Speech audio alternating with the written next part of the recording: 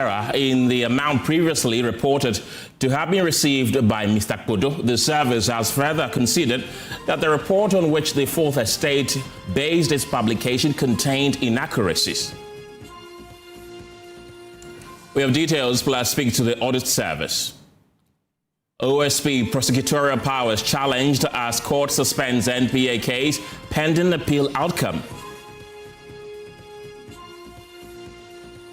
Minority calls on the Supreme Court to quash cases brought against the OSP as they vow to drag Attorney General Godfred Dame to the floor over the matter. Call on the OSP to immediately appeal the decision of the High Court that he must also proceed to the Supreme Court with a writ of certiorari to quash the decision of the High Court. We have details as they describe the ongoing legal actions against the OSP as a calculated political attempt to dissolve the office at all cost. Government moves to scrap the coastal and middle belt development authorities as the local government minister says a formal request has been sent to the Attorney General to begin the repeal process.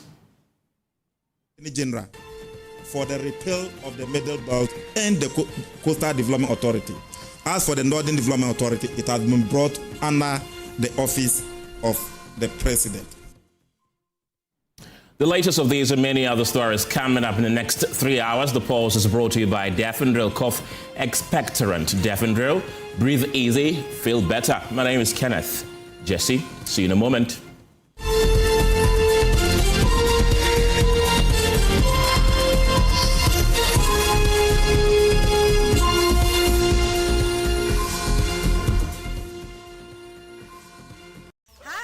Let me share my wildlife experience with you at Safari Valley Eco Park.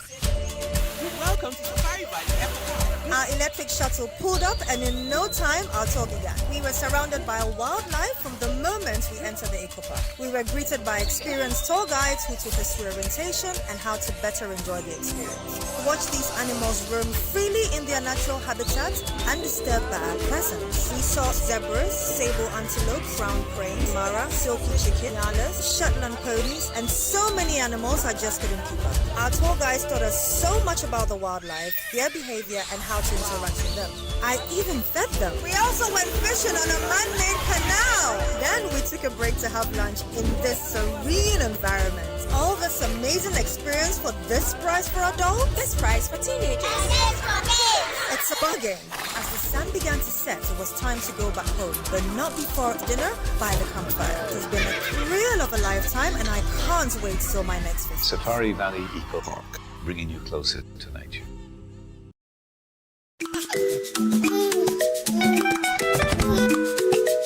How may I help you today? We'd like to open a bank account.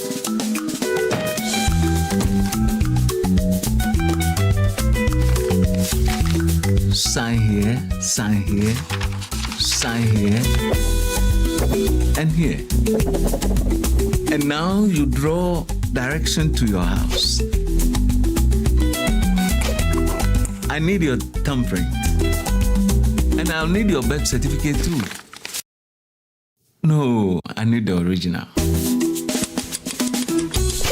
A lot has changed since you banked like this. So have we.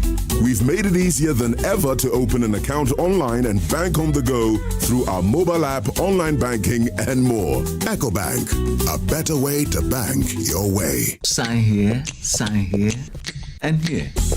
EcoBank, the Pan-African Bank. So Kidivite contains 12 vitamins? Yes, 12 essential vitamins that growing bodies need. So we'll grow healthy and strong. And smart? Absolutely.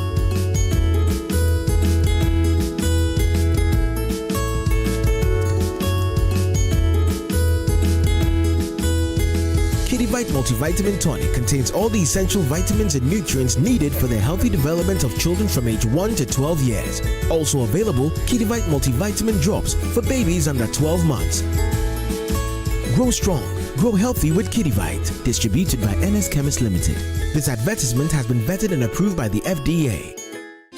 Another week is here on the greatest of all time show. My name is Giovanni Clip, and tonight we're bringing you talent. Contestant number 1, let's bring David. Let's bring. He did it for you. Cut. Oh, there is a leakage. Where's the plumber?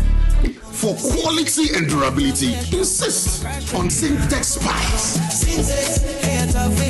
If you want quality, this be where you belong. Strong, tough, and reliable. Your perfect match to your trusted Syntex pipe.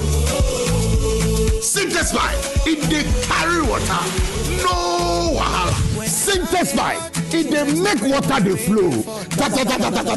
Syntex, and you're strong, and you're tough. You guys are ready for what's about to happen? Only on Joy Prime Television. All right. Listen. Okay. Yeah. Hey, my name is MC Kofi-Darlington. Out here, my sister, the guy is quick. Giving the rappers the platform to show their flow. They go blow. Beats and bars to the hardest thing. You get past split up, the baddest thing. This with the mic, make me see the fire. No darling, cause we know the tire. Mike and I are ready. What's a rap? So now you will rap. Beats and bars. You get bars, challenge. Yo. This is not just rap. This is not just lyrics. This is war on the mic. Yes, you're welcome to Beats and Bars, the ultimate community rap show, live on Joy Prime Television. Ladies and gentlemen, this is where we bring rappers from your community to show us what they've got. Two communities, two fearless MCs. I'm the guy, Queen Sister Stand the Beat.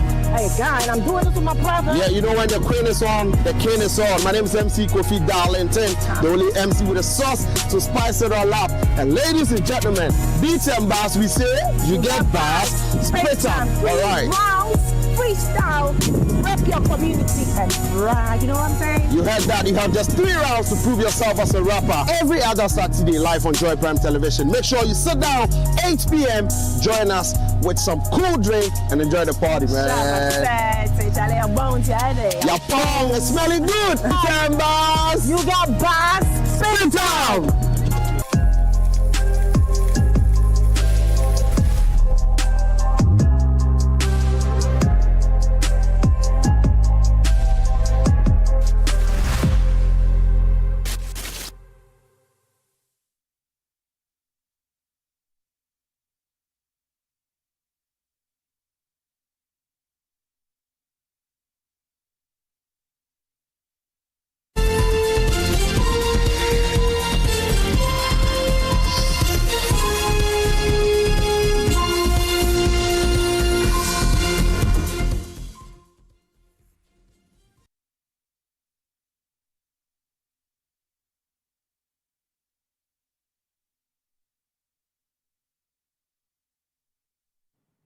Good afternoon. The Ghana Audit Service has jammed to the defense of Frank Oliver Kpodo following the further state investigation alleging that he received over 400 million Ghana cedis in earned salaries between January 2023 and June 2025.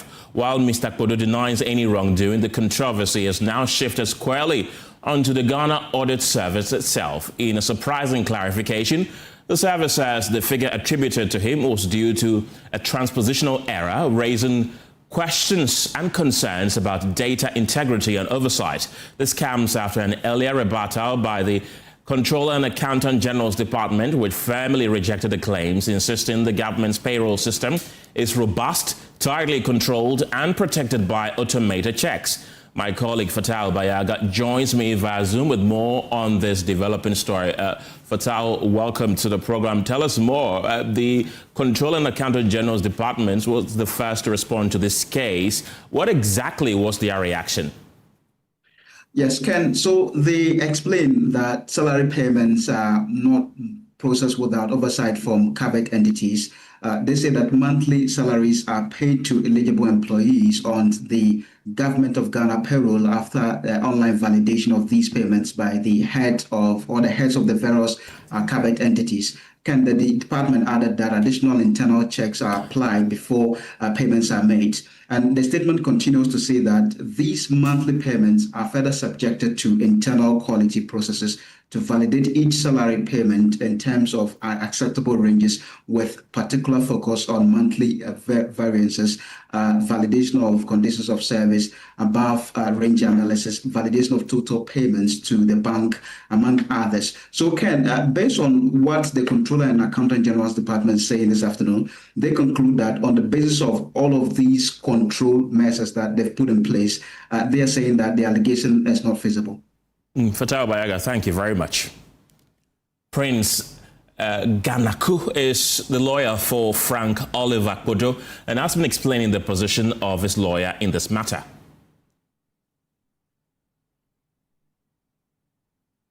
Well, let's get interactive with him. He's joining me right now on Zoom. Welcome to the program. Your client has effectively been cleared. What is his immediate reaction to this development? It's mostly one of relief at this point. It's not ideal to have been put in this situation, but at the very least, you can rest assured that moving forward, you are not going to be plastered all over the news and going through all of this. So the immediate reaction is one of relief, but it doesn't take away the pain and the harm that was caused up to this point. And do you believe this issue has caused reputational damage, and will there be any legal action at all? Absolutely. I mean, absolutely. All you have to do is, if you go on social media, you take the platform formerly known as Twitter, for example, and you go through the quote tweets and the replies to the Fourth Estate's original post, you can see literally people calling for my client's death and people castigating him as a greedy, corrupt person, as a symptom of everything that is wrong with this country. So there's absolutely, and this is just one platform. This is not counting those who have taken screenshots and shared it across the world. This is not counting every time that he goes somewhere or he applies to some program, they run a Google search on him and this comes up. So you cannot deny the existence of the reputational harm. Yes, legal action has been discussed, specifically in respect of the media house that published the post. But yes, we are definitely considering media action. I guess I'll have to wait for his final instructions, but yes, at this point we are considering legal action very, very seriously against the Fourth Estate. But the media house picked their data from the Ghana Audit Service. Yes, I mean, you could say that, but on the other hand, on Sunday, and for me, this is what I think is so egregious, right? And this is what dismays my client. When the Fourth Estate got wind of the matter, they contacted my client via phone call on Sunday. And the Sunday is important. Now, my client had the good sense to record this conversation. And in this conversation, he mainly expressed surprise and worry about the revelation. And he said point blank that it is not possible because he's paid from Controller and Accountant General. And he has his pay slip available if that's what the Fourth Estate needs. Now, permit me a bit here. Usually with unearned salaries, what tends to happen is that there's a person who doesn't exist and who has been fraudulently added to the payroll, or a person who has left post, and because of bureaucracy, that information hasn't filtered to the appropriate quarters. So that person still gets paid. What does not happen is that a person will receive salary far exceeding the president's salary, equivalent to an annual salary for an MP for 20 years, each month for 29 months, and that will go undetected. The chances of that happening are just infinitesimal. So when somebody presents you with information that is so improbable that it borders on the absurd, for example, like I saw John Mahama stealing cocoa at Malam, it should give you cause for pause. Maybe the person you saw just looked like John Mahama, or maybe you are having a mental episode. Your instinct should be try to ascertain the truth of the matter before you go to press with it. Now, in this case, he clearly indicated to them that he had evidence that would prove that there was an error. And it was a Sunday. Because it was a Sunday, he couldn't get that information for them. So he had to wait till Monday to make the application for the pay slips, make application for his bank statements. What Fourth Estate should have done, having been informed that there is potential exculpatory evidence, is wait to receive that evidence and put that evidence to the audit service, put that evidence to the Controller and Accountant General for them to say, oh, we made a mistake, or oh, he's lying, it's true. And then you can go to press. But that's not what they did. Somebody at the Fourth Estate was so convinced of my client's guilt that they decided to take a risk on my client's reputation and go to press with it. And that is the problem. But the Fourth Estate still maintains that they picked everything, their data and everything from the Ghana Audit Service. So it's surprising that you are rather suing the Fourth Estate and not the Ghana Audit Service, who provided that data that they have now said is a transpositional error. No, but as journalists, especially, let's take two things. The first is, just because somebody has said something that is defamatory and you merely repeated it does not make you any less guilty of the defamation than the person who originally said it. Even if the person can maintain a defense of privilege, like maybe the Ghana Audit Service will say that they are a government agency, so they have absolute privilege. Even if they have that privilege, you, the person repeating the potentially defamatory content or the potentially defamatory communication, can be held liable. So the fact that they merely picked it from the Ghana Audit Service does not say much. It really does not say much. What we have to look at is, as a media house, whether they did post to do person and he indicated to you that there was potentially exculpatory evidence. You, with this knowledge in mind, you still went ahead to put in press a publication that strongly alluded to my client's guilt. I strongly believe that there is a case back here. But at the end of the day, as lawyers say, the case belongs to the client. So we have to wait and get the final instructions from my client. I can tell you for a fact that it has been discussed. Prince, are you not backing the wrong tree? Because clearly, yes, you've mentioned that the Fourth Estate should have done due diligence, but they still insist that they picked their data from the Ghana Audit Service. So if you are to sue anybody, isn't it the Ghana Audit Service that you should sue? Because thanks to the Fourth Estate, they've come out to clarify that indeed this thing that was presented before Parliament was a transpositional error. I don't believe, I shouldn't be understood to be saying that the Ghana Audit Service does not have any liability here. That is not what I should be understood to be saying. What I am saying is that at this point, there was no reputational harm before the Fourth Estate published what they published. As of 6:15 this morning, the post had been viewed over 600,000 times and it still remains up. So I shouldn't be understood to be saying that the Ghana Audit Service has no liability. But for my client, the immediate person that has caused him this harm, this reputational damage, is the Fourth Estate, because they had every opportunity to wait and confirm the veracity of the information before proceeding to press. Because they were so convinced of my client's guilt, if you look at even how the article itself was structured, you should go and read the article. They open with a firm and unambiguous statement of my client's guilt, bring in experts who provide commentary presuming my client's guilt, and at the tail end, just make a throwaway comment about how my client said it is very worrying, saying nothing about the potentially exculpatory evidence that exists. The general tenor of the article and even the post on Twitter is not balanced. They sought to create a narrative about my client. And for that, I believe that they should be held liable. And I don't know what my client is going to do. As a lawyer, in my professional opinion, I believe that they should be held liable. They should be held to account. And going forward, what accountability do you expect from the institutions involved?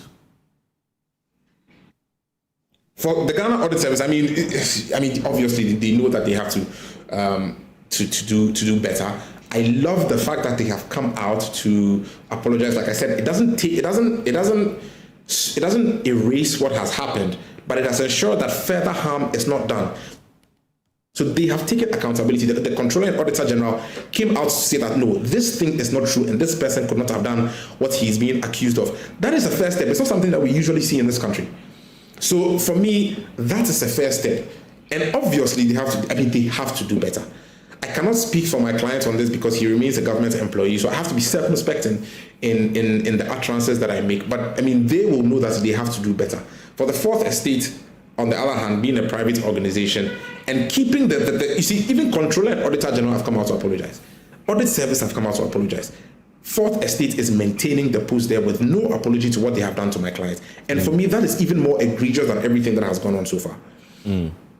So they haven't reached to you or your client privately? No, they haven't. They haven't. Right. Prince Ganaku, don't go yet, because I want to bring in another very important individual into this conversation, James Kluche Aveji. He's the former chairman of the Public Accounts Committee. Welcome to the program, Mr. Aveji. These are the concerns that have been raised by the lawyer for the now exonerated Kpodo. What do you make of this brouhaha, first of all? Thank you very much, and good afternoon to our listeners. I think that, one, it's unfortunate. It's unfortunate that the audit service made this mistake. And I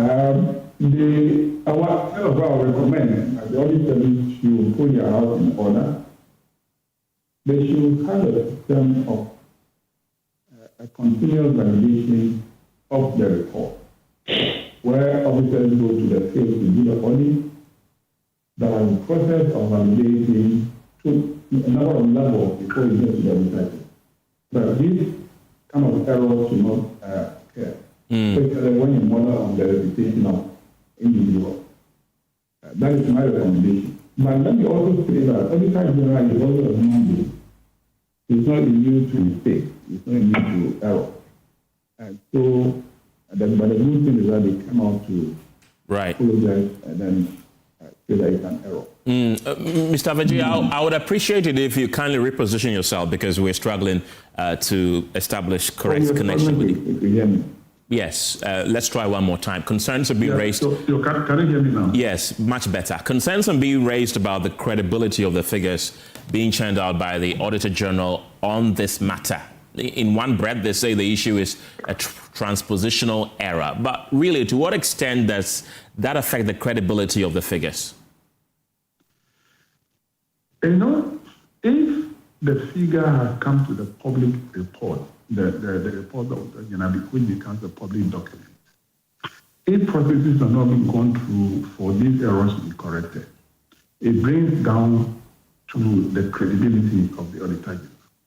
The Auditor General knows very well, or she knows, that whatever figure he comes out with, whatever finding, whatever recommendation he comes out with, is a report that will be taken to Parliament.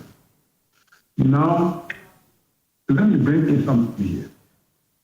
The Constitution, Article 187, which establishes the Office of the Auditor General, says that the Auditor General should audit the public accounts of Ghana and submit his report to Parliament, and then make his comments or recommendations. Now, after Parliament debates the report, Parliament can set up a committee to do a follow-up.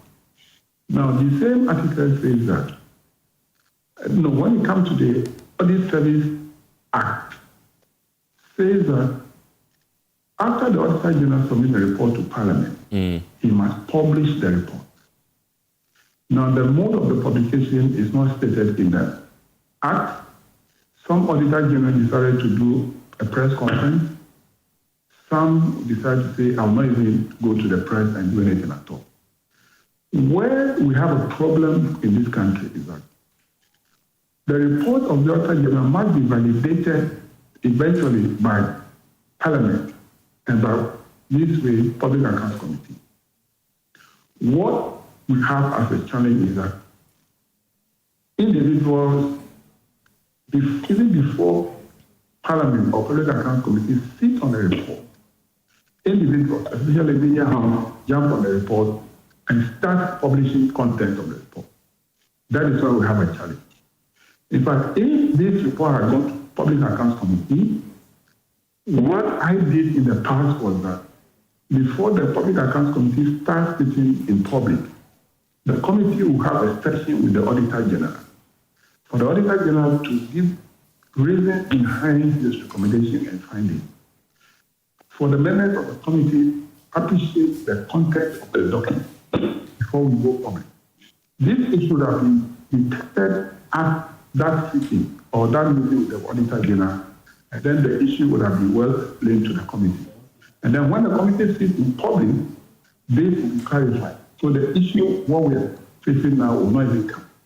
But before the Public Account Committee sits on the report, media houses are going up with the content of the document. That is how we have a problem. So for me, I would agree with the lawyer to the officer, Mr. Kpodo, that the fourth estate should have exercised a little bit of patience and do further work. Verify from Auditor General, verify from Controller Accountant General, if to confirm those figures. If the Auditor General confirms the figure that, yes, that figure is true, is the correct figure, then he can go ahead and do it. I'm not sure that the FOFST have done that. If they have done that, he would have published the report that will tarnish the image of this person.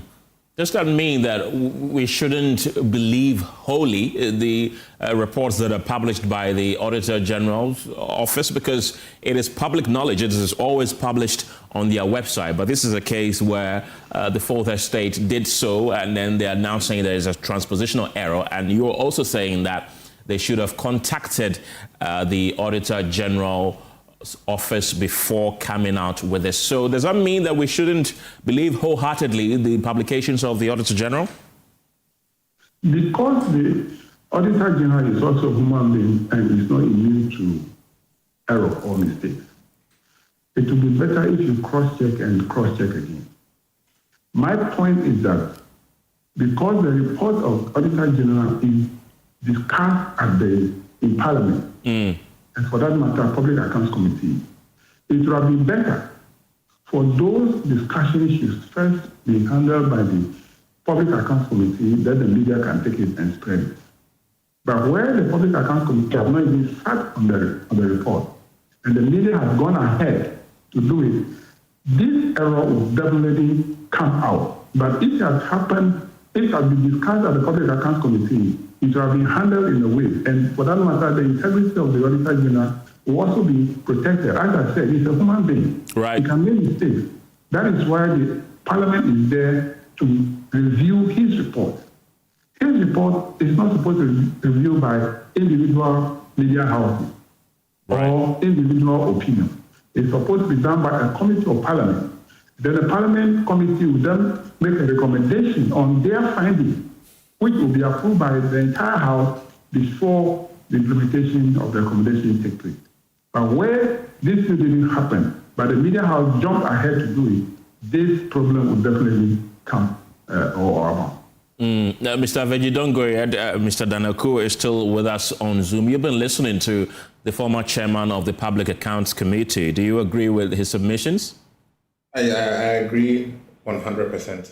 I agree, especially with the final part of his submissions, that if the Public Accounts Committee had done its work before the publication was done, or if the Fourth Estate had done better due diligence before publishing the article in question, we wouldn't be here.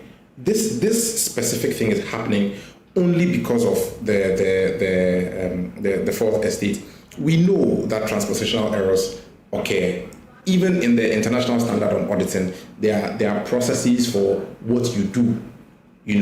After you've discovered an error, you have to reissue a new, report correcting the mistake, etc., etc. So even the international standards on auditing contemplates that it is possible that errors will occur. What happens is when somebody takes that mistaken data and then builds a narrative around it to tarnish somebody's image, that for me is the more egregious offense. Because that is not unintentional, whereas a mistake could potentially or possibly be unintentional. Right. Mr. Aveji, so how does this affect the work of the Public Accounts Committee at this point? Well, if the report would definitely be referred to the Public Accounts Committee, the Public Accounts Committee would definitely sit on it. By the time they would sit on it, they would have met the Auditor General. The Auditor General would have told the committee that this is an error. So when the Public Accounts Committee sits in public and this issue is called to the person is called to the committee, the chairperson of the committee will then clarify that this is an error. So ends there. The matter ends there. That is why I said the media house should have waited for the issue to be debated or discussed at the Public Accounts Committee level, because that is the legal authority that reviews the report of the Auditor General. And whatever they say is going to be the final. But you, the media house, have gone ahead of the committee. Now you have created a problem for somebody. Right. This question I'm about to ask you is, I'm asking you this question as an individual, not as a former chairman of PAC. The counsel for Mr. Kpodo is threatening to sue the Fourth Estate. Do you think that's the right thing to do? I think that if the Fourth Estate should also come out and apologize, and then also use the same media medium they use to publish the story, I'm sure the counsel and then the victim would have considered not going to court. Mr. James Aveji, thank you very much. He's a former chairman of the Public Accounts Committee. Prince Ganaku is also the counsel for Mr. Kpodo, who has been exonerated. Prince, I want to pick your final thoughts on this. If you are reached out to by the Fourth Estate that they erred in not doing enough consultation, are you going to reconsider your threats of suit against them? So I cannot speak for my client. You know, the case belongs to the client. We can only advise on what we believe the chances of success are, and you know what we believe the likely outcome is going to be if we take this matter to court. So if you ask me what my advice would be to my client if he was seated in front of me, it would unquestionably be to go to court. But I don't know if my client would want to go to court after an apology is rendered. I cannot speak to that. An apology would have to be rendered, and then we take stock of the position as it stands. Prince Ganaku, thank you very much. He's the lawyer for Frank Kpodo, who has since been exonerated by the Auditor General. Let's head to Parliament now, because the minority in the House has called on the Supreme Court to suppress cases brought against the OSP as tensions continue to rise over the powers of the Office of the Special Prosecutor following a controversial High Court ruling that has effectively stripped the OSP of its independent prosecutorial authority. The minority describes the recent legal challenges to the OSP as a calculated political agenda rather than a coincidence. They argue that the string of petitions and court actions targeting the office forms part of a broader scheme to weaken and potentially remove the special prosecutor. This follows a High Court decision which ruled that the OSP cannot independently prosecute cases and must act with authorization from the Attorney General. Briefing the press, Deputy Ranking Member on the Constitutional and Legal Affairs Committee, Al-Hassan Tampuli, called on the Supreme Court to quash the cases brought against the OSP, insisting the legal actions are flawed and politically motivated. The High Court ruling must be immediately challenged and stayed, and we call on the OSP to immediately appeal the decision of the High Court and immediately also apply for a stay of execution at the High Court. And we dare also add that he must also proceed to the Supreme Court with a writ of certiorari to quash the decision of the High Court. 2, we call on the Supreme Court to expedite its determination in Adamte versus the Attorney General. The Supreme Court question must be resolved definitely and authoritatively by the courts alone, by the court that alone has jurisdiction to resolve it.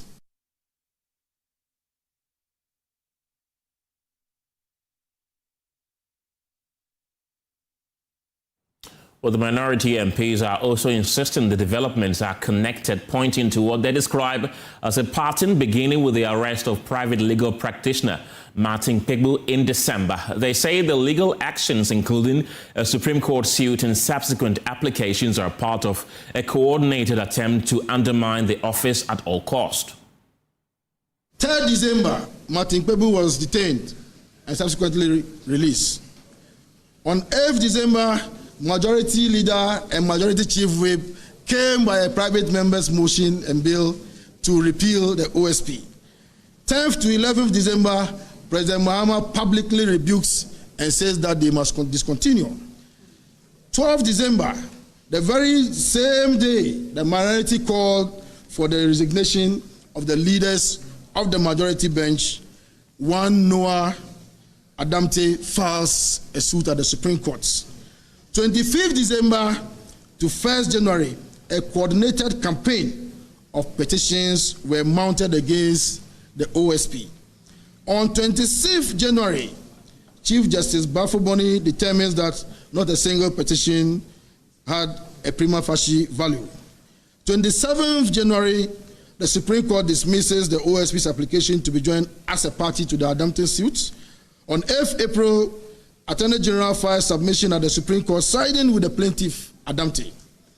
15th April, exactly 1 week later, the High Court grants a quo warranto to Peter Hyde and declares OSP's prosecutorial powers null and void. This is not a sequence of coincidence. It is a campaign, and the minority names it as such.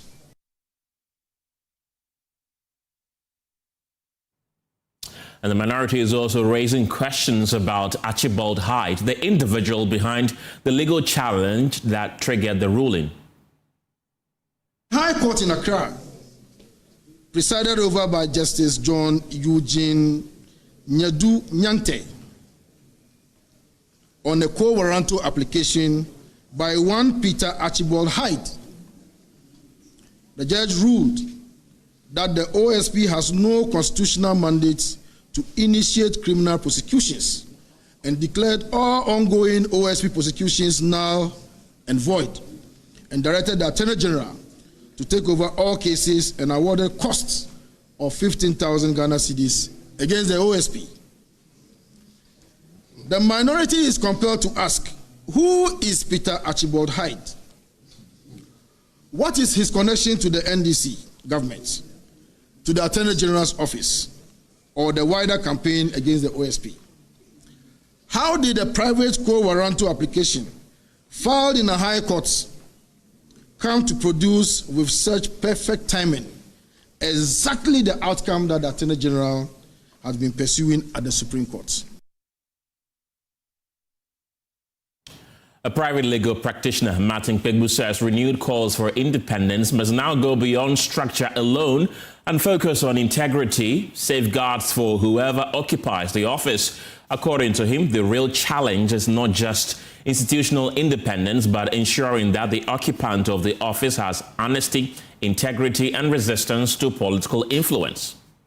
The total independence, yes, it's an aspiration we are all working towards. But what happened with the creation of the Office of Special Prosecutor is that, at that point, it became clear to us that we couldn't do a referendum. You see, Article 88 is part of what we call entrenched clauses. So to say you amend the article, you have to do a referendum. And when we say referendum, that's like, let's put it in simple terms, voting. But this time, not voting for president or vice, no, but we are voting on a national issue. So I think that at that time, looking at everything, the money involved and the time, and to do referendum to change the constitution, let me tell you, you can't finish in less than a year. And I'll just show you one part alone. When you send that bill to Parliament that you want to amend Article 88 to give special prosecutor total independence, the total, he should not even look in the direction of Attorney General. That bill, when he send it to Parliament, and then even before he sent it to Parliament, they first would publish it in the Gazette.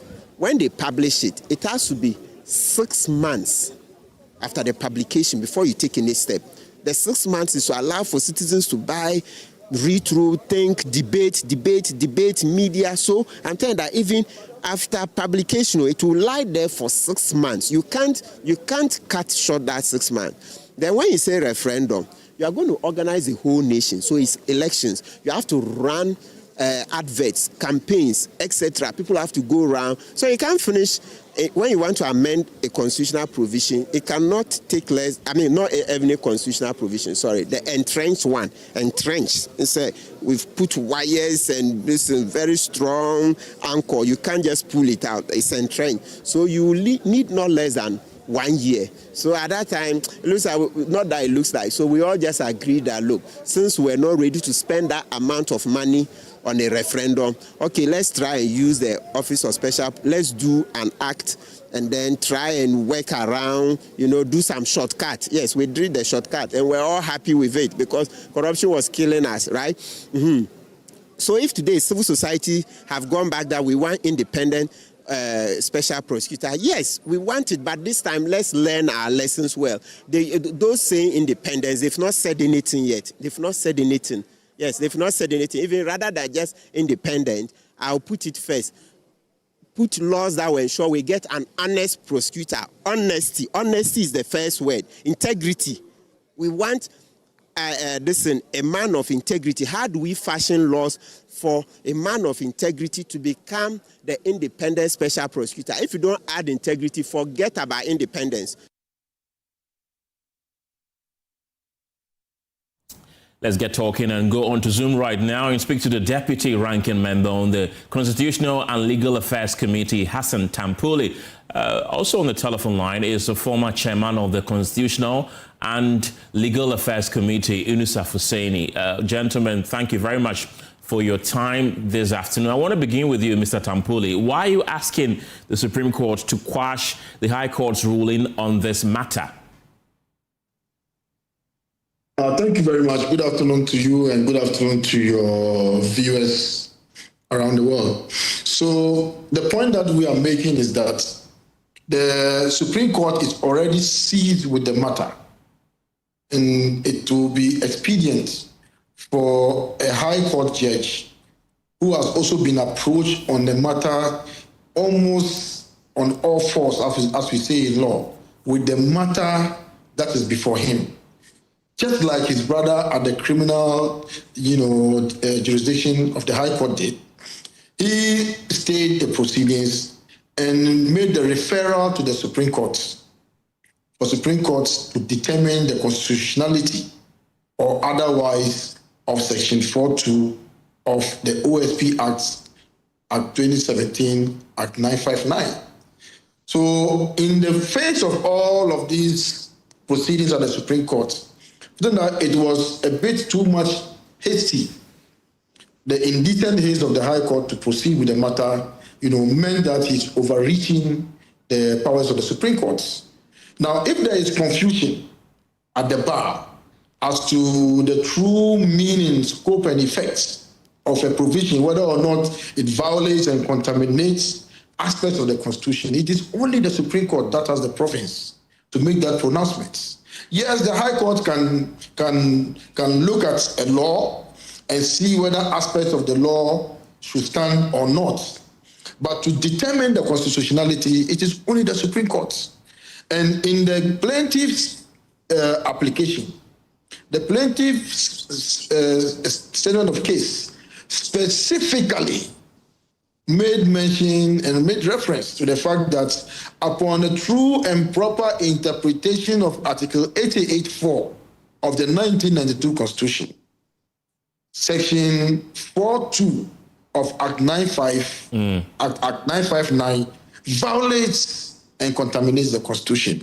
Who is in the best position to make that pronouncement? It is not the province of the High Court. It is the Supreme Court that should be making that pronouncement. So we think that just like his brother at the High Court's criminal, jurisdiction that made the pronouncement, he should have also stayed and done the referral, and all of us will be guided across the country, including all the lower courts, the OSP, the Attorney General, Parliament, and everybody will be guided by the authoritative pronouncement that will come from the Supreme Court. That wasn't done. I think that it is a good enough case for the OSP to approach the Supreme Court to seek a writ of certiorari to quash the decision of the High Courts. Mr. Tampuli, don't go yet. Let me bring in your former colleague in Parliament, Inusa Fuseni. Mr. Fuseni, welcome to the program. Clearly, the minority appears to have a point because the core objective of establishing the OSP is to ensure independent prosecutions. And if this decision is not quashed, it could undermine the entire anti-corruption fight. Is that a strong argument, you'd say?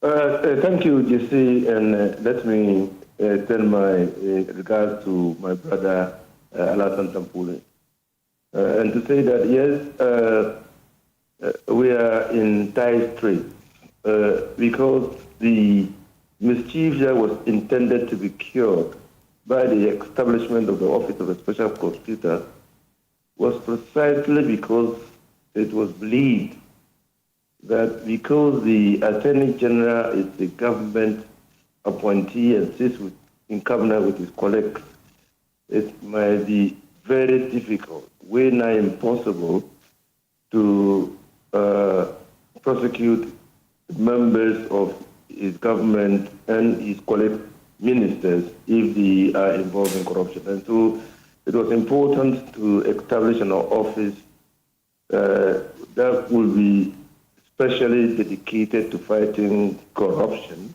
that will be insulated against political interference, that will be given operational independence, financial independence, and structural independence. I've heard many people say that we established an independent special prosecutor. We didn't. In fact, the long title of the act puts it beyond doubt that we didn't establish an independent prosecutor.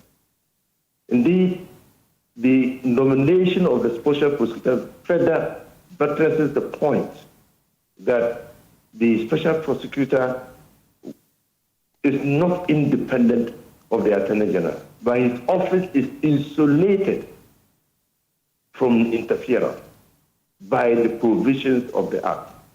And I think that the earlier we got it right, the better. That the nomination, it is the Attorney General who nominates the special prosecutor for the President. And the President submits him to Parliament because we wanted a bipartisan consensus on who should be the special prosecutor. The special prosecutor was subject to vetting and then approved by Parliament.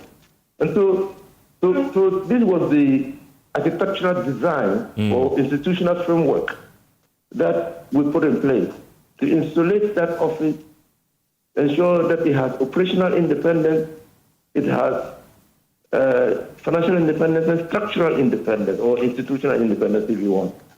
So again, let me state with that, ad nauseum, that we did not establish an office of an independent prosecutor. The prosecutor is not independent of the Attorney General, but his office and his work is insulated against political interference. Then the question that many are asking is, can the OSP remain effective if it must rely on the Attorney General? No, because we thought relying will defeat the purpose for which the office was created. Right. Relying will signal control. And control will mean interference. And interference will mean the Attorney General will determine the cases the special prosecutor will prosecute. It means that some people who are politically aligned might not get investigated and prosecuted at all. And so that will defeat the purpose for which that office was established. Right. Mr. Fuseni, don't go here. Let me bring back Hassan Tampuli. You've been listening to your former colleague in Parliament, but you raised another question in Parliament today that you are looking for the background of one Archibald Hyde. Have you found it now? As a matter of fact, it's an assignment that we have given to you. We have given you some leads so that you go pursue it and then, stretch your investigative tentacles and then determine who that person is. And based on your assignment that you've done, can you give us leads? Who is he? Oh, it is from the press statements that we read that he is not somebody that you can say is a disinterested party. He's a very fully political person, fully gapped and, fully involved in our political space and coming in as if it was a disinterested party or somebody who is just taking up his civic responsibility. We think that the person is doing politics.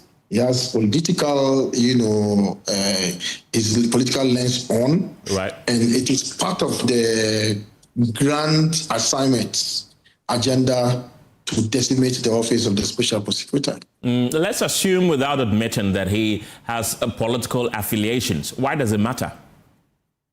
It matters because, we have given you the sequence of events. How they tried to remove or to decimate the office from Parliament, that failed, or it was stalled. Then they came through the executive through petitions, that also stalled. And all of these things were done by elements who are associated with the ruling party. Then we now come to the Supreme Court. Supreme Court, the Attorney General clearly tells us that, look, OSP should not be allowed to join this suit. He is the nominal defender who will defend the OSP. Subsequently, the OSP now says that, the case that has been brought by the plaintiff, there's nothing wrong with that case. He agrees substantially with the case of the plaintiff. You have stopped the OSP from joining the suits, and then you go and say that, please proceed. Whatever you say, you are right. You understand? Now, you recall that when the majority leader and the majority chief whip attempted to introduce the private members bill to repeal the office, His Excellency the President of the Republic intervened, and a statement was issued to that effect by the Minister for Government Communications. Now, with all of this going on, and with the Attorney General's statement of case filed at the Supreme Court, we're hoping that the vim with which the President stopped the leadership of Parliament from proceeding against the Office of the Special Prosecutor will be the same vim that the President would hold the Attorney General and say, look, please, allow the OSP to work. And in the words of the President himself, he said that is the best example of independent prosecutorial authority that we have. So what has changed? So at every turn of the way, you find elements within the government or people associated with the ruling party who are championing this cause. Right from the beginning, up to this point, it is elements who are associated with the NDC who are pushing. What are they afraid of? What is their fear? What exactly is their fear? For instance, Deputy Attorney General says, for instance, that, look, we have to give the OSP authorization before he proceeds. What stops them from giving him the authorization? Assuming all this, hula baloo is about the OSP not having authorization, some of us believe that by virtue of what is provided for in the Act and the LI, especially Regulation 11, we believe that the AG can grant the fiat through an executive instrument, which has always been the case, or through an LI. And we believe that the LI has sufficiently provided authorization. But if they insist that the authorization is absent, then what stops them from just doing the authorization and let sleeping dogs lie? What are we afraid of? Is the OSP coming for somebody that they are very uncomfortable with? I don't know. I don't know. Mr. But if I see the danger, right? The danger in all of these things that's happening is that, look, the investment community is watching. The diplomatic community is watching. I am aware of meetings that have taken place, for instance, within the diplomatic circles about what is going on. What exactly is the government's commitment to fighting corruption? What can you say that you have done? The Attorney General hasn't shown any clear indication that they are going to fight corruption in a very impartial and dispassionate way. Especially when the Attorney General took office, started filing nulli pro sequia and withdrawing cases against elements who were connected with the ruling party. So what it means is that if this Attorney General gets a chance to move the special prosecutor from that space, we are going to have an Attorney General, and it is not just this Attorney General, many attorneys general, and like my senior Honorable Idrissa Fusini said, they have difficulty. They have difficulty pursuing their police in cabinet or even party persons or even government appointees. They have difficulties in doing that. And this is the best opportunity for us to have an architecture that is devoid of government control, that will do the work on the behalf of Ghanaians. All of us have been shouting on the rooftops, we have to fight corruption. This government, when it was in opposition, was saying the same thing. So what is it that the Attorney General wants that the OSP is not doing? What is it? A big question you ask. Hassan Tampuli, thank you very much. Is the Deputy Ranking Member on the Constitutional and Legal Affairs Committee. Let me wrap up with you, Mr. Idrissa Fusini. You have been listening to your former colleague in Parliament, but there are concerns and questions that the law should be amended to clarify the OSP's independence. Is that a call you support? Well, first, let me state clearly without any fear of equivocation. In a democracy, no institution is designed from the onset to be perfect. Right.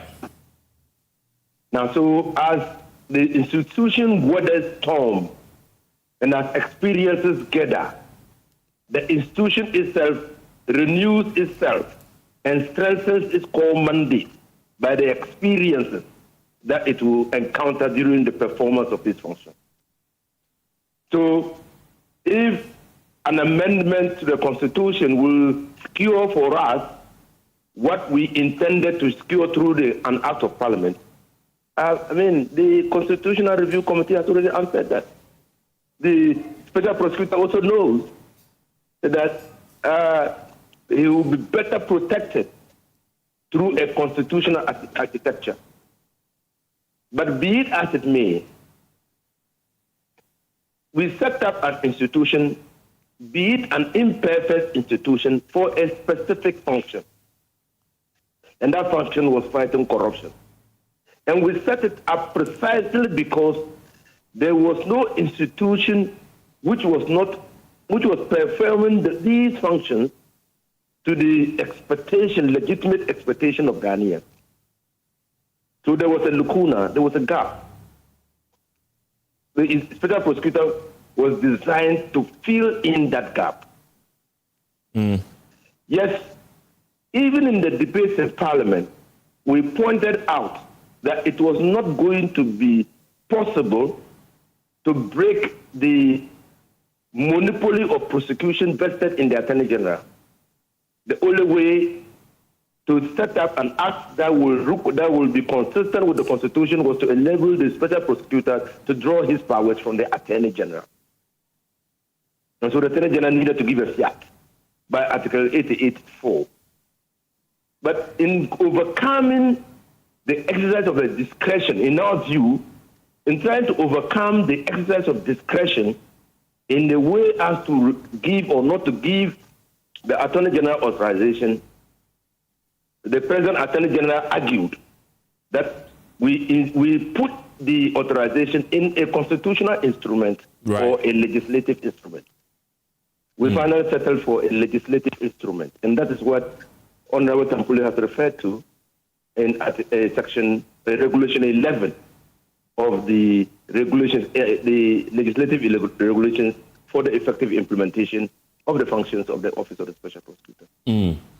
So let's see how the Supreme Court will interpret that. I think that is the fulcrum, that is the beef of the lowest petition to the Supreme Court. That is to say, can Parliament legislatively, or if you want, statutorily, authorize the Attorney General or delegate the prosecutorial powers of the Attorney General to another institution? Can Parliament do that? Can we do that legislatively? Can we do that statutorily? I think that is the basis, the fulcrum of the argument in the Supreme Court. And we pray that the Supreme Court will expedite action on this matter and determine this case so that the special prosecutor can either continue or be disbanded. But I fear that if the the special prosecutor's office is disbanded, we will go back to the status quo ante, and we will have lost the fight against corruption. It is not only NDC elements who are jubilating over the decision of the High Court, and my brother Mr. Tampule knows that, Honorable Tampule knows that. I've since heard a former Attorney General, Akufo-Addo, say that even within the FPP, when they were drafting their manifesto and putting the promise to establish an office of the special prosecutor, if the people of this country gave them the mandate, they knew that that office would not work. I have been alarmed. In fact, I'm embarrassed by that admission. I've also heard Michael Kwe, who presided, Professor Michael Kwe, who presided over the first reading, the second reading, and the consideration stage and passage of the law, say that the law was unconstitutional. And I said, what were we doing then? So it is not only members of the NDC and some members of the NDC, to be right, who are saying that the bill is unconstitutional. And even in Parliament, as we debated, you could see that the minority then, of whom I was the ranking member of the Constitutional, Legal and Parliamentary Affairs Committee, took a position that we needed to design an architecture that will be consistent with the Constitution, lest the office will be declared unconstitutional. In conclusion. Okay, briefly. The office of the special prosecutor is important for us as a country. It's important in fighting corruption. It's not a perfect institution, but it will perfect itself over time. The occupants of the office will perfect their activities over time. We're building on an institutional experience that will transcend this present generation into the future. Nations have done it, and have done it well. And so there is good practice out there that we can learn from. Right. Inusa Hussaini, thank you very much. He's a former chairman of the Constitutional Legal Affairs Committee of Parliament. In other stories this afternoon, the coalition of civil society organizations, including Ghana Center for Democratic Development, Imani Africa, and Africa Center for Energy Policy, are raising alarm over recent court decisions affecting the office of the special prosecutor.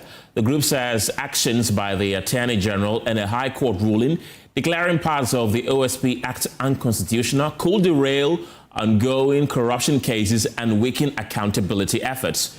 The response comes on the back of comments from government efforts led by the Attorney General's office, confirming that steps have already been taken for the AG's office to assume control of cases by the Office of the Special Prosecutor. Private legal practitioner Justice Abdullahi says a fully independent system, potentially with an autonomous director of public prosecutions, remains the ultimate goal in tackling corruption and politically exposed crimes. He argues the separation of the roles will eliminate political interference and strengthen accountability. The answer has always been in having a strong and independent Attorney General. And so if you remember right from the onset, particularly somewhere from the year 2012, the call from all stakeholders, including the major political parties, had been the decoupling of the Attorney General's office from the Minister of Justice. And so it is not a new call, but it is a long-term approach to fighting graft and fighting political crimes generally. The OSP was supposed to be a stopgap in this, and so that by the time we get to a completely independent, we get to amend the Constitution by decoupling the Attorney General's office from the Minister of Justice, and or having a completely autonomous Director of Public Prosecution who is independent of the Attorney General's office, would have been able to fight corruption from a certain point all the way until that day when we finally see the light. It is not something that can be done today and achieve the results rapidly. It's something that we look forward to in the constitutional amendment, which, thanks to God, we have gone back to the drawing table and now vigorously pursuing it. And so, yes, it is a good call, It is the ultimate we look for, but that should also come with a strengthened office, which could either complement the OSP or a measure of the two to fight corruption and political crime. Well, the civil society groups in a statement are calling for the independence of the Special Prosecutor's Office and the Attorney General's Office. Here are excerpts of that particular statement. It says, for over 2 decades, Ghanaians have made it clear that they want an independent public prosecutor separate from the Attorney General to prosecute crimes generally. It continues to say that the rationale, backed by years of empirical evidence, was that the AG, as a political appointee, is conflicted in his ability and motivation to prosecute members of his government, particularly cabinet colleagues.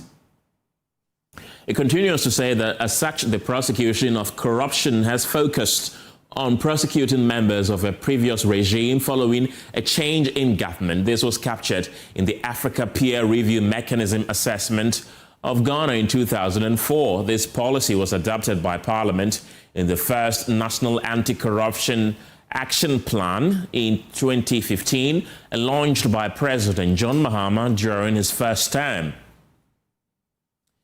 The group says that in 2017, following a campaign promise to set up an office of the Special Prosecutor to deal with corruption cases involving politically exposed persons, the Akufo-Addo regime initiated and passed the OSP Act 2017, Act 959. The step was seen as a first step to fully implementing the objective of creating the role of an independent public prosecutor when a constitutional review process came around.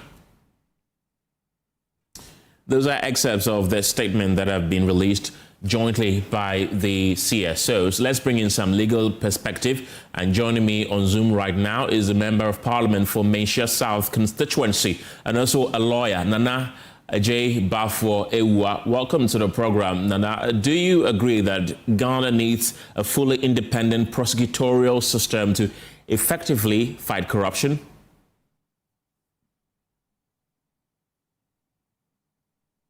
Please unmute your microphone so we can hear you. Unfortunately, we've lost Nana Agyeman-Rawlings on the line. He is a member for Menchia in the Ashanti region. We're trying to reconnect with him once again. But in the meantime, though, we take a quick break. We'll return with more.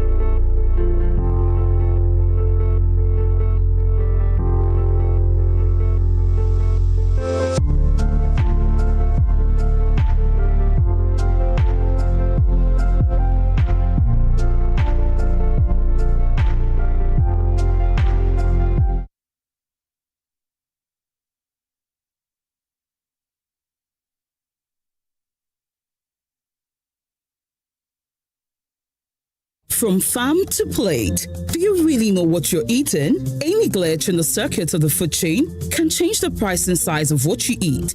Technology has changed the face of farming, but how is Ghana plugging in? Join Jesse Aram Agbakpo, Emmanuel Bright Kweku on the food chain as they project startups in the agri sector, highlight the gains and plight of industry players while engaging with experts for more insights in agri-related issues.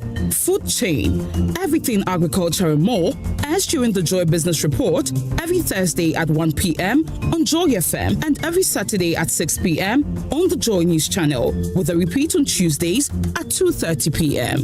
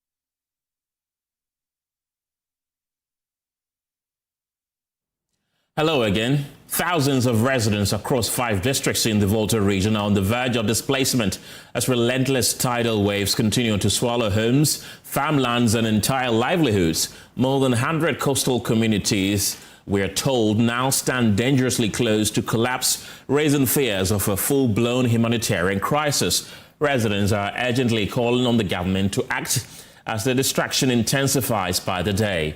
Despite a reported $150 million facility secured from the World Bank under the West Africa Coastal Areas Phase 2 program to address the crisis, there has still been little visible progress 3 years on. And this afternoon, I'm joined in the studio by the Member of Parliament for Anlo constituency, Richard Kwame Sefe. Also joining the conversation on Zoom are climate activist Joel Deju. And also joining us is coastal development expert Dr. Selom Abebio.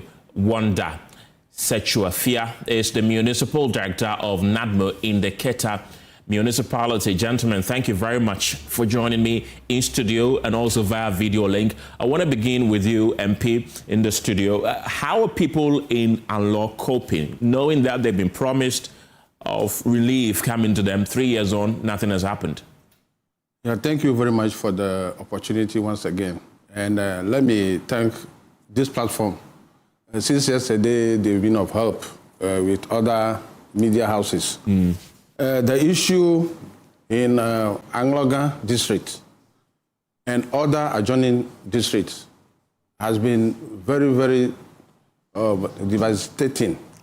To just mention the lowest word I can use, if there are other threatening ways. In fact, when you understand the terrain very well, you realize that somebody who has toiled throughout his whole life, one day he will just wake up and realize that he has to relocate. As if that wasn't enough, he has to relocate again.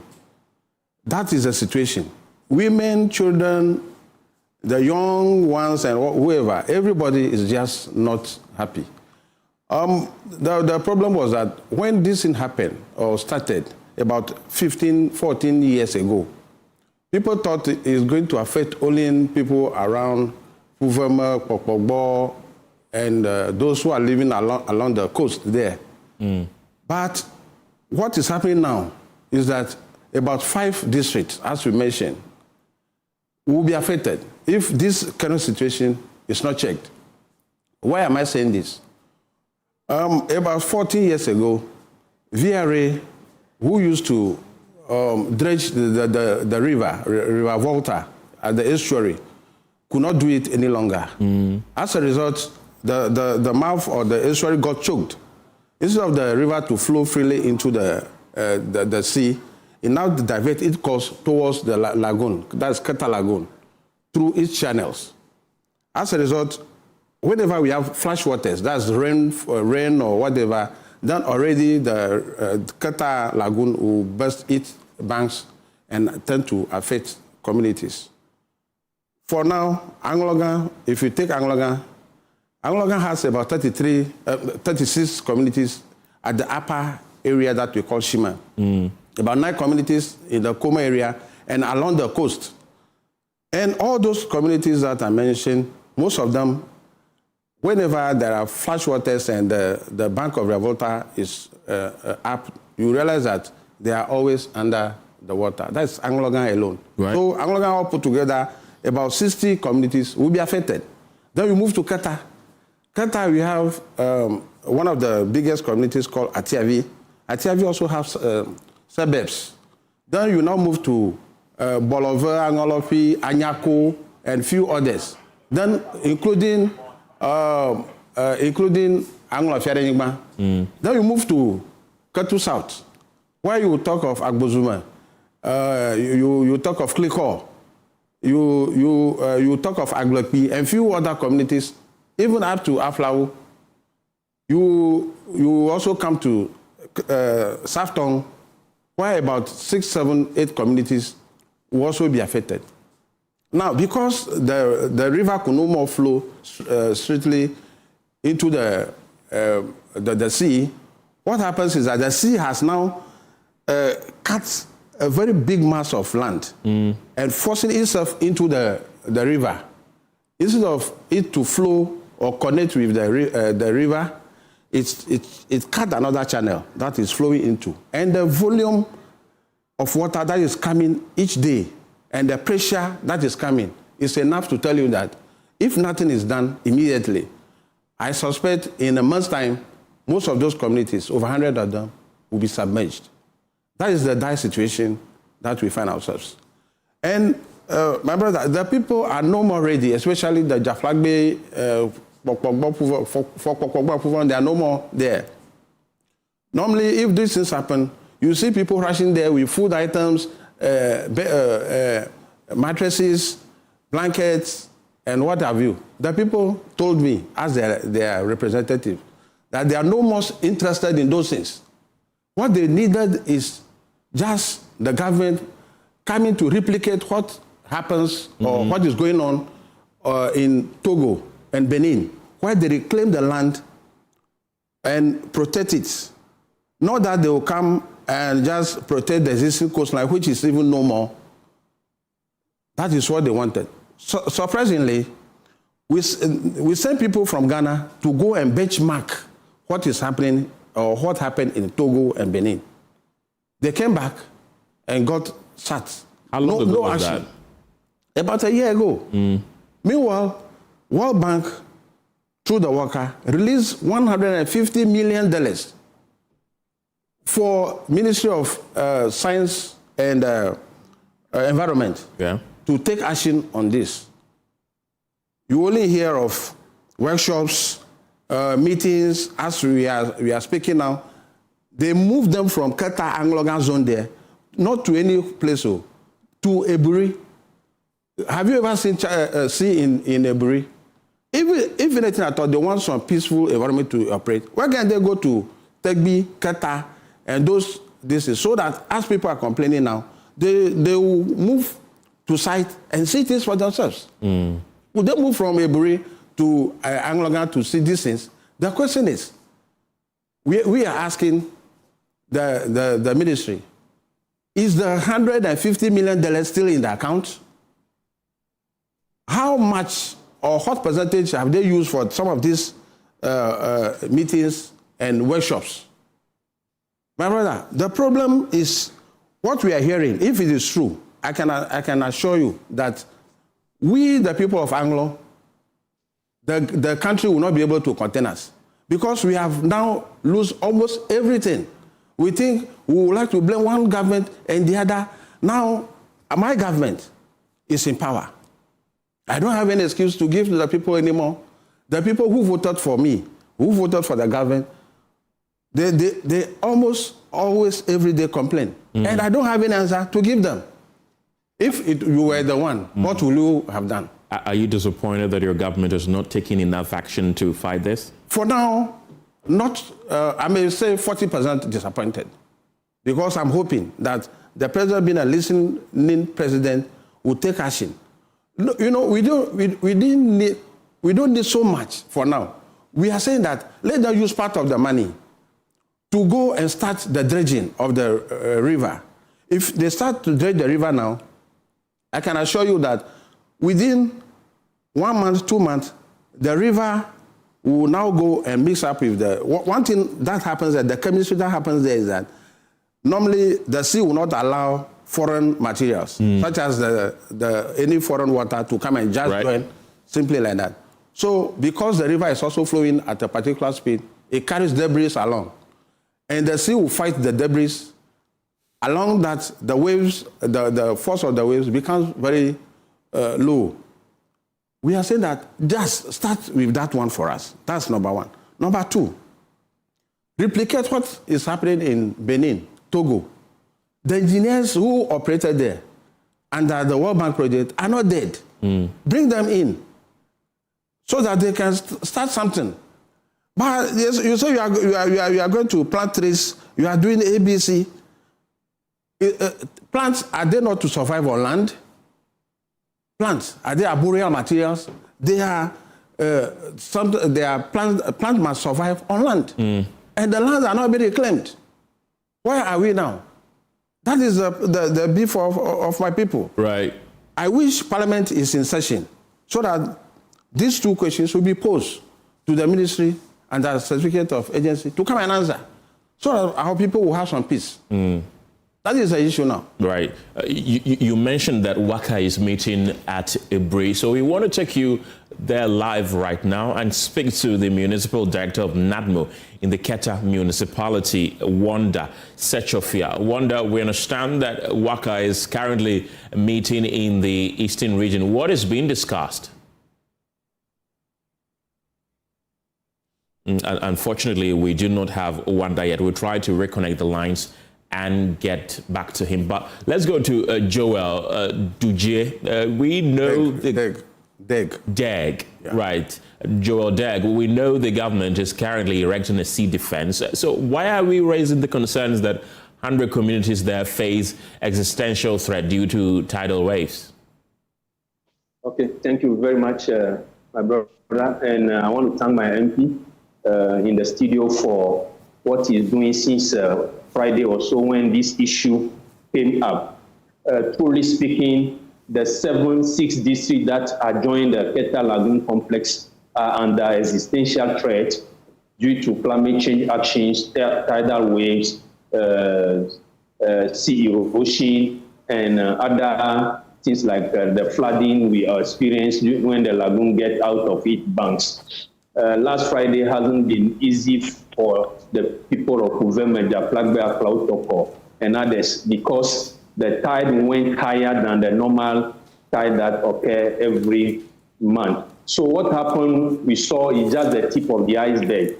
If nothing is done and that land is breached, then community like Plagbe, Atipeti, Agledomi, Jita, Aklautoko, Atoko, Adakoji, Uvuti, Strongbe, will be following suit because we have a coastal shoreline, a sandy coastline, not a rocky coastline. So the sun is nothing in front of the raging waves at all. It's going to wear away them like an ice that is melting when subjected to heat. So these 100 communities between Kuvem and Kpodo, as the MP said it, these communities have been wiped off the map of Ghana. Kpodo, Bakpebo, Kuvem, Japlagbe, they are no longer counted. So we need to reduce even the map of Ghana when we are asking our students to draw the map of Ghana now. Now, the question is, WACA was supposed to have started in 2023 and end in 2027. It's a 5-year program, 23, 24, 25, 26, 27. We are about a year to the end of this duration, but nothing concrete on the ground has happened. As my MP said it, I was in Benin for the past 7 years, and I've seen Waka Phase 1 done in Togo from Agbodrafo to Aneho, then from Ilakonji to Grand Popo in Benin. A beautiful coastal engineering work done there to salvage years of what coastal erosion that took place there. So, as if you want to reinvent the wheel in Ghana is something that some of us have questioned all this while. The project was done by a Dutch company called Boskalis. Boskalis identified sand deposit under the sea and dredged the sand and replenished the worn-away beaches in what we call the sand engine or the sand motors. Over 6.4 million metric cube of sand has been deposited on the beach.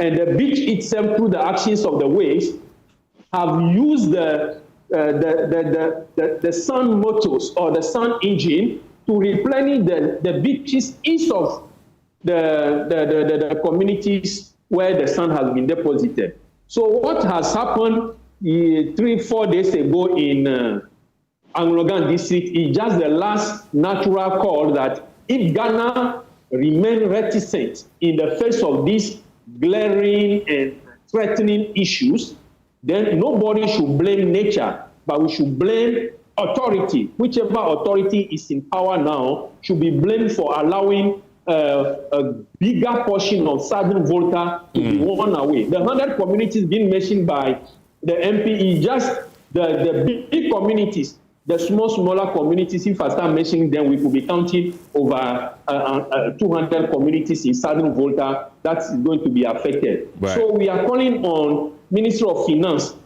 who is in charge of the 150 million Waka money, in addition to the 5 million that is the grant from, I think, NORAD Fund or Pro Blue.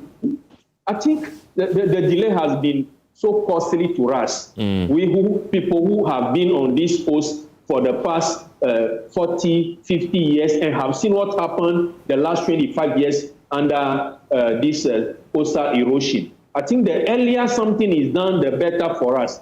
Because World Bank has approved the money in December 2023, and the project was launched at Kempiski, I think last year in August or so.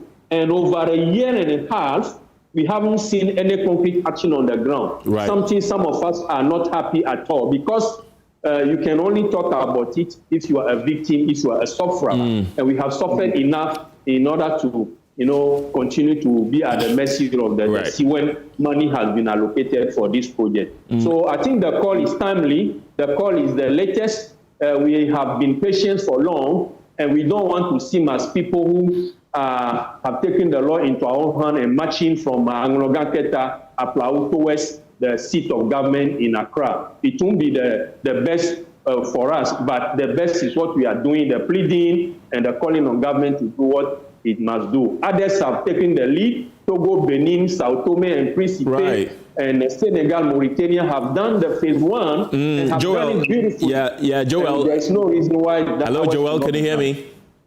I can hear you. Yes, that was going to be my next question to you. Our neighbors Benin and Togo were given the same amounts. They've been able to do phase 1, as you've mentioned to us. We've not even started. Why? Yeah, that is the question. Nobody has come out to answer us, from Minister of Finance, MESTI, Minister of Environment, Science, Technology and Innovation, or Minister of Works and Housing, LUSPA, Land Use and Special Planning, and Minister of Minister of Land and Natural Resources, and all other parastatal institutions like Hydrological Authority and others. These are the agencies that are coming together to do this work. Right. So if they haven't come out with any official communique telling the whole country and the whole world that these are the reasons, or this is the only reason why they are not doing anything, I think they haven't helped us all these 3-4 years running now. Right. So we want an official communique from the authority to tell us what has made the project to stall up to this time. because we have seen it. Togo and Benin received less than $55 million, and they use it to do a beautiful work. And we have received over 3 times that amount and has not done anything. I think it's time we tell the people that we are tired and we want to see concrete action on the ground. As our MP said it, we don't want to protect the already worn away coast. We want beach replenishment. We want beach nourishment. And they should identify the sediment, the sand sediment under the beach, bring in the company that did the work in Togo and Benin to come and dredge the sand and reclaim at least 300, 400, 500 meters of coast for us so that people will get back to their former land and not lose the ancestral land totally. Joel, I'll come back to you. Let me now bring in Selam Jaklo. Welcome to the program. 3 years after the Waka Fund was procured, nothing has happened. What does this mean for affected residents? Good afternoon to you. Can you hear me clearly? Loud and clear. Good. Good afternoon to you and your cherished listeners. The inability of the WACAF project to start in Ghana is quite baffling, something we've been thinking of. People in academia, those of us in consultancy, we've been thinking about it and figuring out why hasn't that project started. Ghana has been at the forefront of coastal erosion management. We think that the awareness is there. If you listen to the MP, what he said, and the gentleman who just spoke, they are quite knowledgeable about what is going on. And we've had the effects, and each time we have the effects, we make a little bit of noise, the seasonal noise, and everything dies down, which is becoming a problem. Why the WACAF money has not yet been released, it's a major headache. I hear, or I'm getting the intelligence from some sources that even the World Bank seems to be getting a little bit impatient with us. Why countries like Togo and Benin could easily do this. We know what to do, but up till now, we haven't started. Lethargy, is it something else slowing us down? I know WACAF has a Ghanaian coordinator. It's on their website. Maybe we should get him to tell us why haven't we started a project? And then the ministries that oversee this, we need to ask them hard questions. Maybe, again, there are too many players involved in this particular thing. Hydrological Service Authority, Ministry of Works and Housing, Ministry of Lands and Natural Resources, the Managed Service at EPA. Maybe the management or the localization of the project has not been done well. I don't know. I'm just, thinking through it, because up to now, Ghanaians, as we know ourselves, we have this money sitting down for several years. We have the problem. People are being impacted. People are being affected. People are losing their livelihoods and their property. And up till now, we haven't done anything with the money, apart from, like you said, workshops and workshop upon workshops about the workshops. It's becoming something that we need to strongly speak about. And I'm happy that you have the MP on the panel. Again, this is something I should push through Parliament strongly, because at the end of the day, they oversee everybody. So they should be able to ask the ministers involved, what is wrong? Why is that money sitting there? Have we misappropriated? Have we used for something else? So that's what I think about the WACAF lack of action. It's not like we don't have the money. The money is sitting there. We should be doing something. And then, go on. From your point of view, what does the delay in the release of these funds mean for the fight against coastal erosion? Okay, so like I said, I am getting the information trickling down that the World Bank may be becoming disappointed with us, how we are managing the money. And so we could maybe even lose out on it. That's the first one.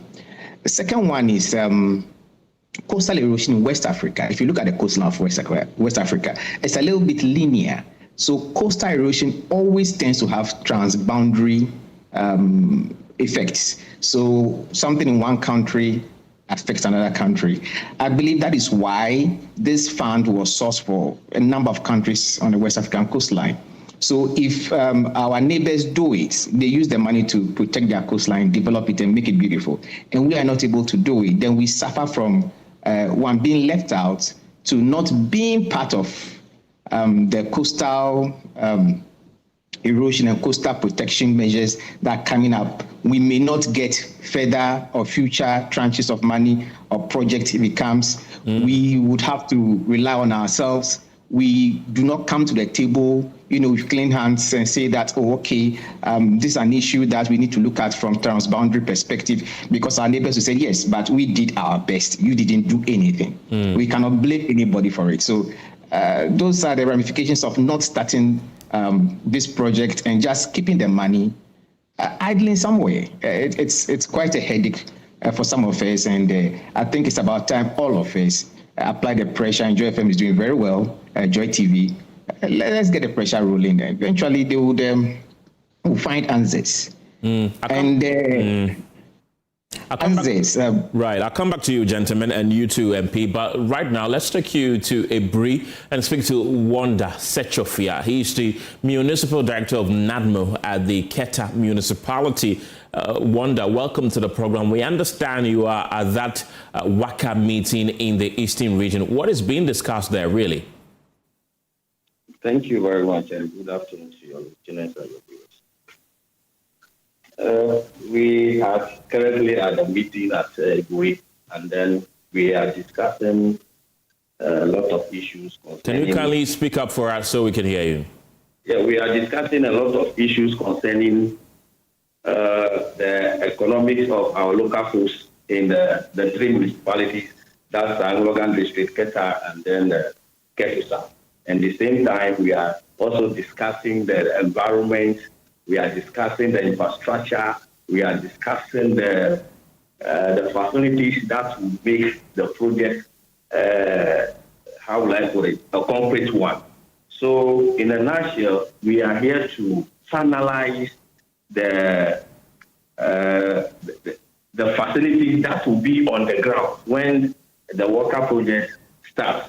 For example, when the worker project, we know that it includes a lot of things, the physical aspect and then the theoretical aspect. So that is what we are dealing with in Aburi. We have experts like agri sector, we have the physical planning, we have the engineers, we have the water resources, and then a lot of experts here. We are discussing things that will complete the worker project on the ground.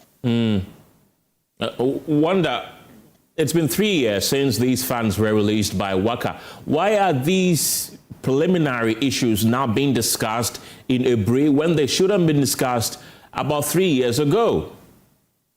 To be frank with you, I cannot speak to that because there are authorities that have to answer that question. Because for us, I am just a NADMO director in Keta. Whatever suggestion or whatever programs being organized, they invite us to come and contribute our quota to talk about our experience in the disaster management that will lead to the worker project. So that is what we are talking about here. So if we want to get concrete evidence about the 2023 to 2026, why the worker project still in a non-existence, we should be asking the ministry involved, the technical people involved, the World Bank personnel in Ghana. We should be asking them those questions. There are not concerns that the 150 million, which was released by NACA, is being spent on conferences like the one you are at the moment. If you can help us understand, how many people are at this particular conference, who is organizing it? Can you tell us? For that one, I'm not allowed to speak on that, but I can say that we are about getting to 40.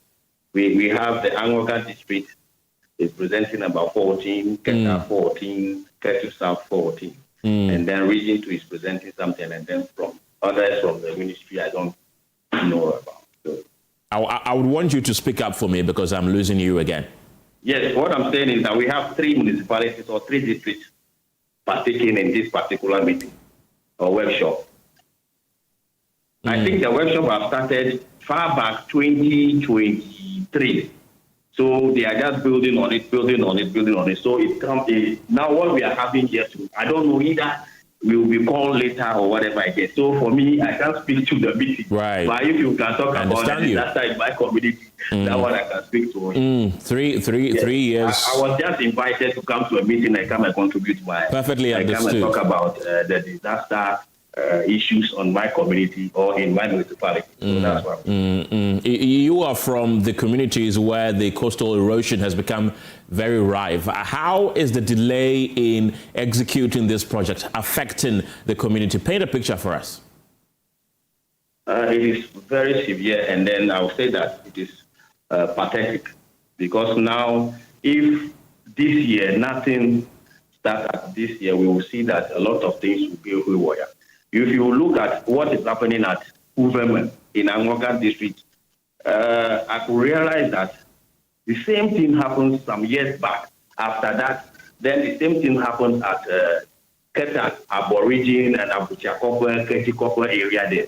So if care is not taken, maybe after the sea have destroyed Uvemen, then it will turn back to my community or my municipality, which the affected community will be Abuchakopa community, Ketikopa community, and then some parts of Jelukopa will also be affected.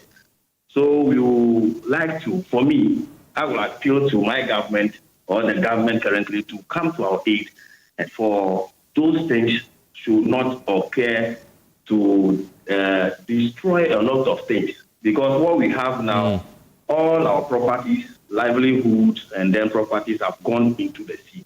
And then the sea too is now eating the land. So we are begging, or we are pleading with the government to come to our aid and then help us with the Walker project. This Walker project will definitely solve our problems in a coastal area. For talking about Angogan district, Keta and Ketusa. So for this Walker project, we need it badly, we need it urgently to come and solve a lot of problems in our community. Wanda, you're currently at this Walker meeting in the Eastern region. Do you sense some sense of urgency there, that the people want this done urgently, really? Yes, of course. All of us in the meeting, we are lamenting about it. All of us, my 3 NATMO coordinators are here, and then we are discussing this. We have physical planning department from these 3 districts. We have the works and housing heads. We have the physical development, physical planning. We have the Greek. Most everybody is here. So we are all thinking about how this project should start early for us to get these problems solved. Because our livelihood is being taken out of our people. Our properties are going into the sea. A lot of issues. The fisher folks are suffering. The fishmongers, the students, everybody in our communities are suffering. So we need this project fast for us to get rid of this type of sea erosion, tidal waves, and so on and so forth. You being the NADMO Municipal Director in Ketu Municipality, how prepared are you as NADMO to tackle such issues? To be sincere with you, in Ketu Municipality, I would say that for NADMO, we are doing a lot of education, we are doing a lot of training and so forth. But to say we are ready should this disaster comes to us, we are not ready per se, because we need a lot of things, a lot of relief items. We need a lot of things that maybe some safe havens for our people. We need a lot of relief items, some machines, so that we can be able to dredge some areas for our people when this tidal wave happens. So please, we are not ready as a municipal assembly per se, but I would say that in a nutshell, I will just add my voice to the MP's voice, and then to Joy Beck, and then the number of people who are calling for these projects to come on quickly for us to be relieved from this tension and so forth and so on. Right. Because this project is coming to serve a lot of things in Keta and Angoga and Ketusa. Our livelihood will be served, and then our properties will be served. Currently, if you look at Keta, the data is below sea level. So we are just under the sea or something like that. So if we are calling for this project to come and save us so that a lot of the sand will be reclaimed and some places the well will be put and then so forth, so that the fisher folks can be free and go to fishing, and then the fishmongers also can be free and work on their fish industry, so that Keta, Angoga, and Ketusa will be free from these type of troubles day in, day out. Right. Wanda Sechofia, thank you very much. He's the Municipal Director of NADMO in the Keta municipality. We also heard Joel Dej, who is a climate activist. Coastal management expert Dr. Selom Jakko also joined the conversation there. Gentlemen, I don't want you to go yet because I want to give the MP for the area, Anlo area, some time to also have the conversation with us. MP, you've been listening to all these commentary that have been raised. Let's start with the NADMO official who is currently at the WACA conference.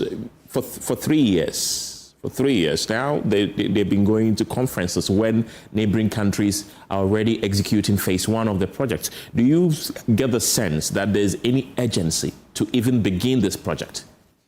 Thank you very much once again. You see, the more I listen to some of these things, the more I get annoyed. My brother, imagine this, 3 good years. That's why if I tell people they just use part of the money for conferences, workshops, and meetings, people thought I was joking. 3 good years. So I can tell you that when he resumed power as NADMO director, maybe a year today, he might have been invited for more than 3-4 times. Remember, other people are also being invited. They hardly come to the communities to organize meetings and engage the people. Normally, you see, you are coming to solve problem. Let's say you are coming to solve problem for Ghana. Then you are launching the program in, let's say, Algeria. Is that in? I don't know how to say it. So that I don't offend the sensibilities of the people. The problem is with Ghana. Then you are going to Algeria to organize the launching.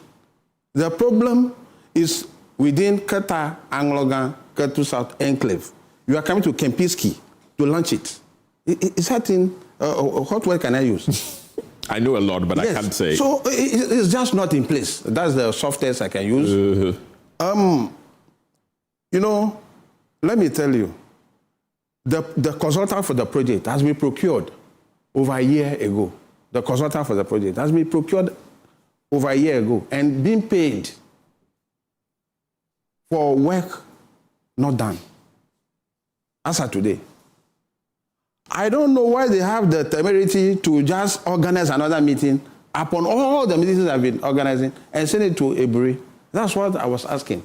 Can they organize this one along the coast so that people will feel the presence? Even if this one is ongoing, the problem that we are having now, they could go to the people and tell them, oh, you know what? It's because of some of this that we are organizing this meeting. So we put things in place. Look at the distance from Eburi to Anglogan. If I'm not mistaken, it may be over 200 kilometers. That is the best they could do for us. Why are we doing this to ourselves? You just mentioned that the consultant has been paid. Do you know how much he's paid? Oh, that one I can't tell for now. But if you procure somebody's services, you know the person will not go and be hanging somewhere. Most of the issues on the ground, we are not alien to it. We are on top of issues. Though we are not engineers, right? But we have the knowledge, the local knowledge to impact to them. The most problematic issue we are having is that those who are now living in makeshift buildings, the coconut front that they use, the branches that they use to cover the down, the coconuts are almost gone. So virtually, they cannot just use anything to cover up. And feeding is becoming a problem. Do you know, we have No, formally, there is a pontoon or boat that moves from Akusi-Amerike to Adanfo on market days.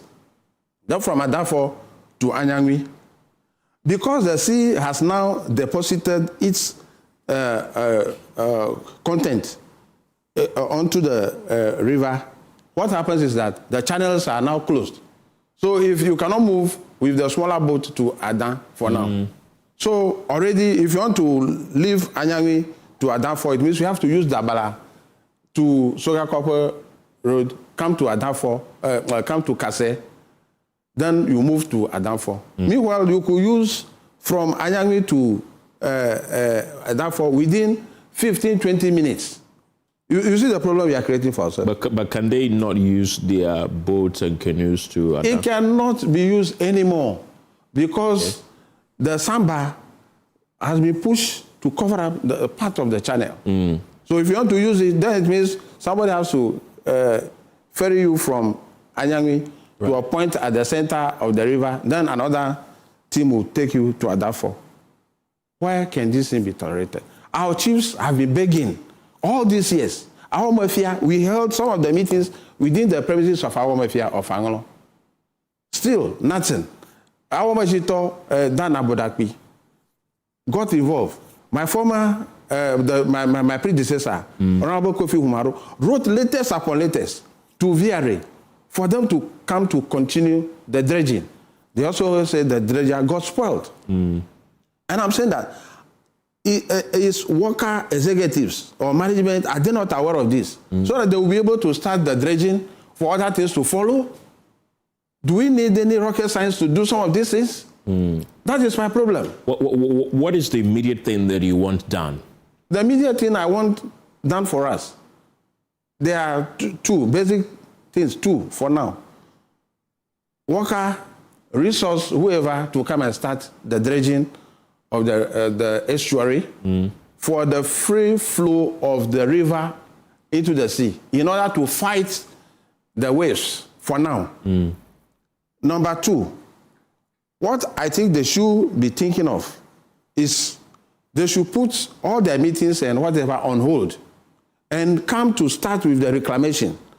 I am saying that I am a teacher before becoming an MP.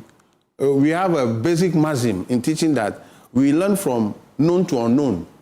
So what we know now is that people came to work in Benin and Togo. So common computer science knowledge, even if you want to use the copycat, the cat should be reasonable that you can be able to copy. So go and bring the people for them to come and work here. If they use $55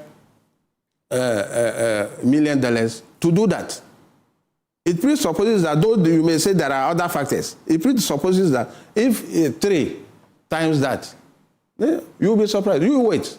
I can assure you, if Parliament resumes, you'll see more fire concerning this. We'll ask the questions. I think that's more worrying that people are using almost 1/3 of that. And they've started already, and we have... They have done. I wish I have the video here. I will show you the video before I leave here. You'll be surprised. Briefly, that is what they have done. Right. How many people have been displaced as a result of this? For the earlier ones, they calculated them on household basis. So a household may be 3, 4, 5, depending on the size. As at that time, they captured about 900 households. Oh dear, that's a huge number. Yes, we are saying that a whole community that contained about 1,000 people got wiped off. Then another one followed.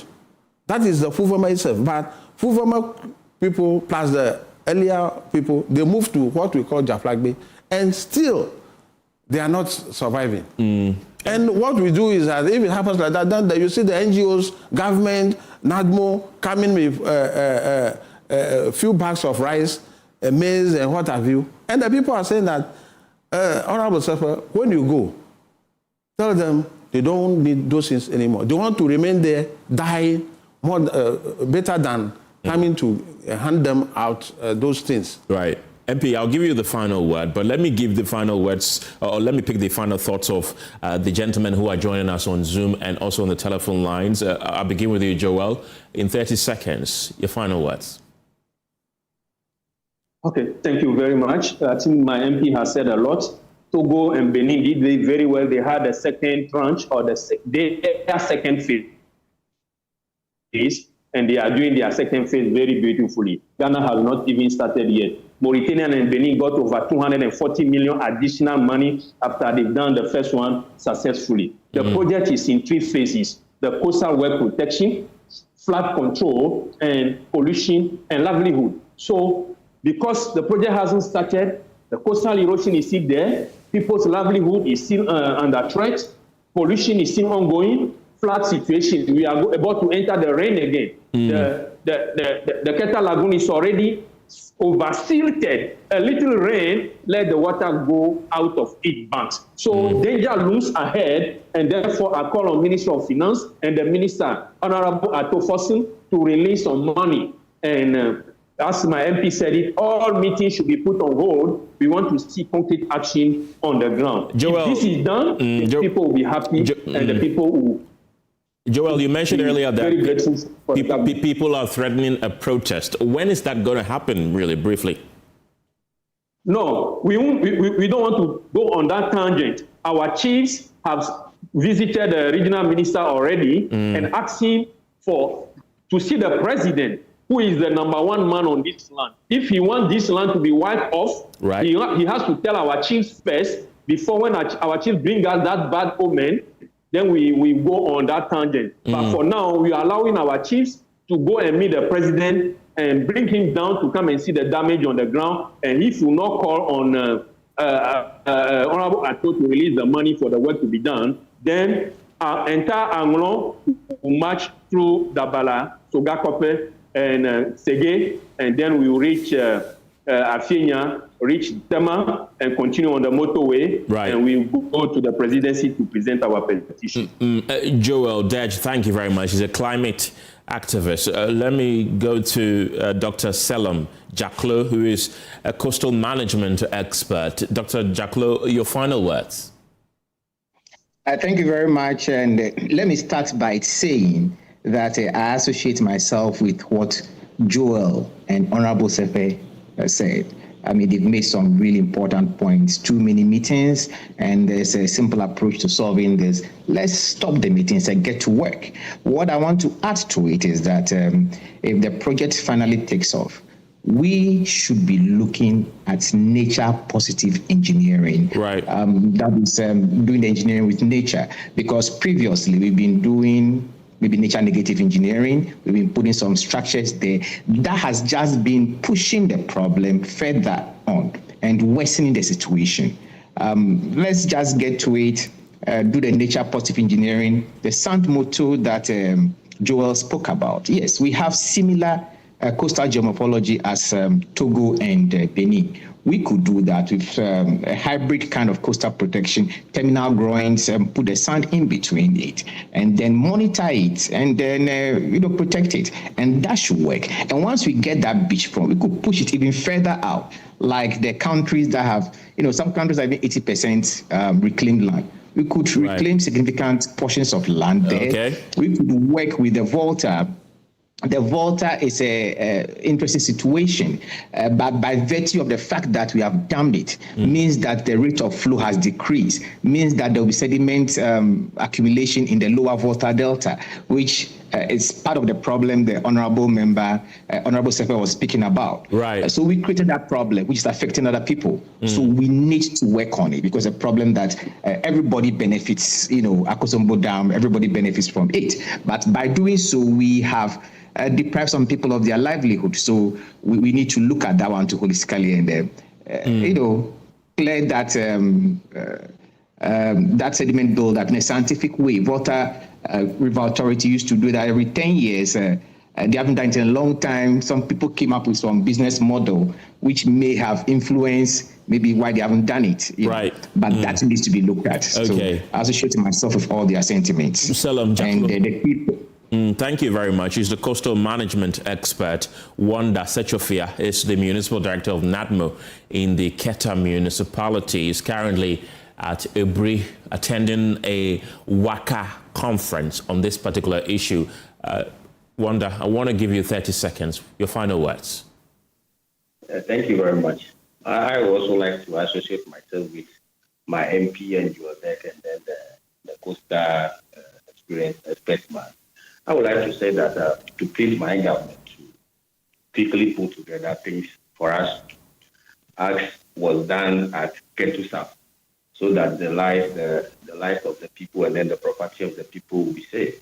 Because they also need our help, they also need our support, since they are also Ghanaians, they deserve to live a better life. So we need to help them, support them through the Worker Project. Right. So we are begging and we are pleading John Ravani Mahama, the Vice President, the ministers, and then our members of Parliament to help us so that this project, this Worker Project, will come to fruition, so that the people of Keta, the people of Angroga, and the people of Ketusa, and the other side of the Ghana will appreciate this government and thank them very much for what the wonderful work that they do. So we believe that all things being equal, this year, the project to get started on the ground. Wanda, thank you very much. Wanda Sechofia is the municipal director of NADMO in the Keta municipality. I still have the MP for Anlo constituency in the studio with me, Richard Kwame Sefe. I want to give you a minute. Thank you. Make an appeal to the president and all the relevant authorities. You've mentioned the finance minister. You've mentioned the environment. What are resources? What have you? All of them in a minute. Yeah, thank you very much. Before I do that, permit me to say that let me thank you once again for hosting us. It's not been easy. Since then, man cannot sleep. I was only saying that let's assume that we say the people who are being affected now, they don't matter in the development schemes of the country. Let's look at other people who matter or who are more important, so that we salvage the area, and maybe those who don't matter now may vicariously benefit one day to come. It is on that score that I want to appeal to my president, the president that the people voted for overwhelmingly, including my good self, that we are not saying he's not doing his bit. After when the issue of Agoko and Co came to the fore, he quickly jumped in and they are solving it for them. But we are saying that he just came to meet the problem. When he was a candidate, he has been there, sympathizing with the people. We want to beg him that he should pull the necessary strings, those who matter in this, to come to our aid and help us. After all, that portion called Angloga, Keta, Ketu South also form part of the landmass of Ghana to make it Ghana. That is my plea. Right. MP, thank you very much. Richard Kwame Sefe is the MP for Anlo constituency. Thank you once again for coming. Thank you, sir. Let's take you to the northern region now, where a growing community in Tamale called Dungu is facing a daily struggle for water. Residents say even when the rain comes, the water tap does not last. Taps have stopped flowing, wells not always safe, and many people now spend a large part of their income just to get water. For students living near the University for Development Studies, the situation is affecting their health, their studies, and their daily lives. Our reporter, Mahmoud Muhammad Nuruddin, has been speaking to residents and experts about what is driving this crisis and what really can be done.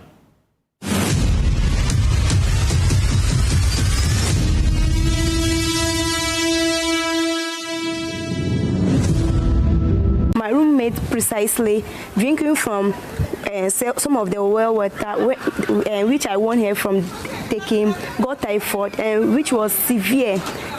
sometimes she will sit down crying. Because of this, she stopped taking sachet waters and she started buying Vortex to just take. And the money too is not there. When we wash, the dirty water that we use to visit the washroom, because we think that water is safe for us than using the clean water to visit the washroom. And because of this water crisis, I've get typhoid from that. Sometimes you want water, but how to get is another problem.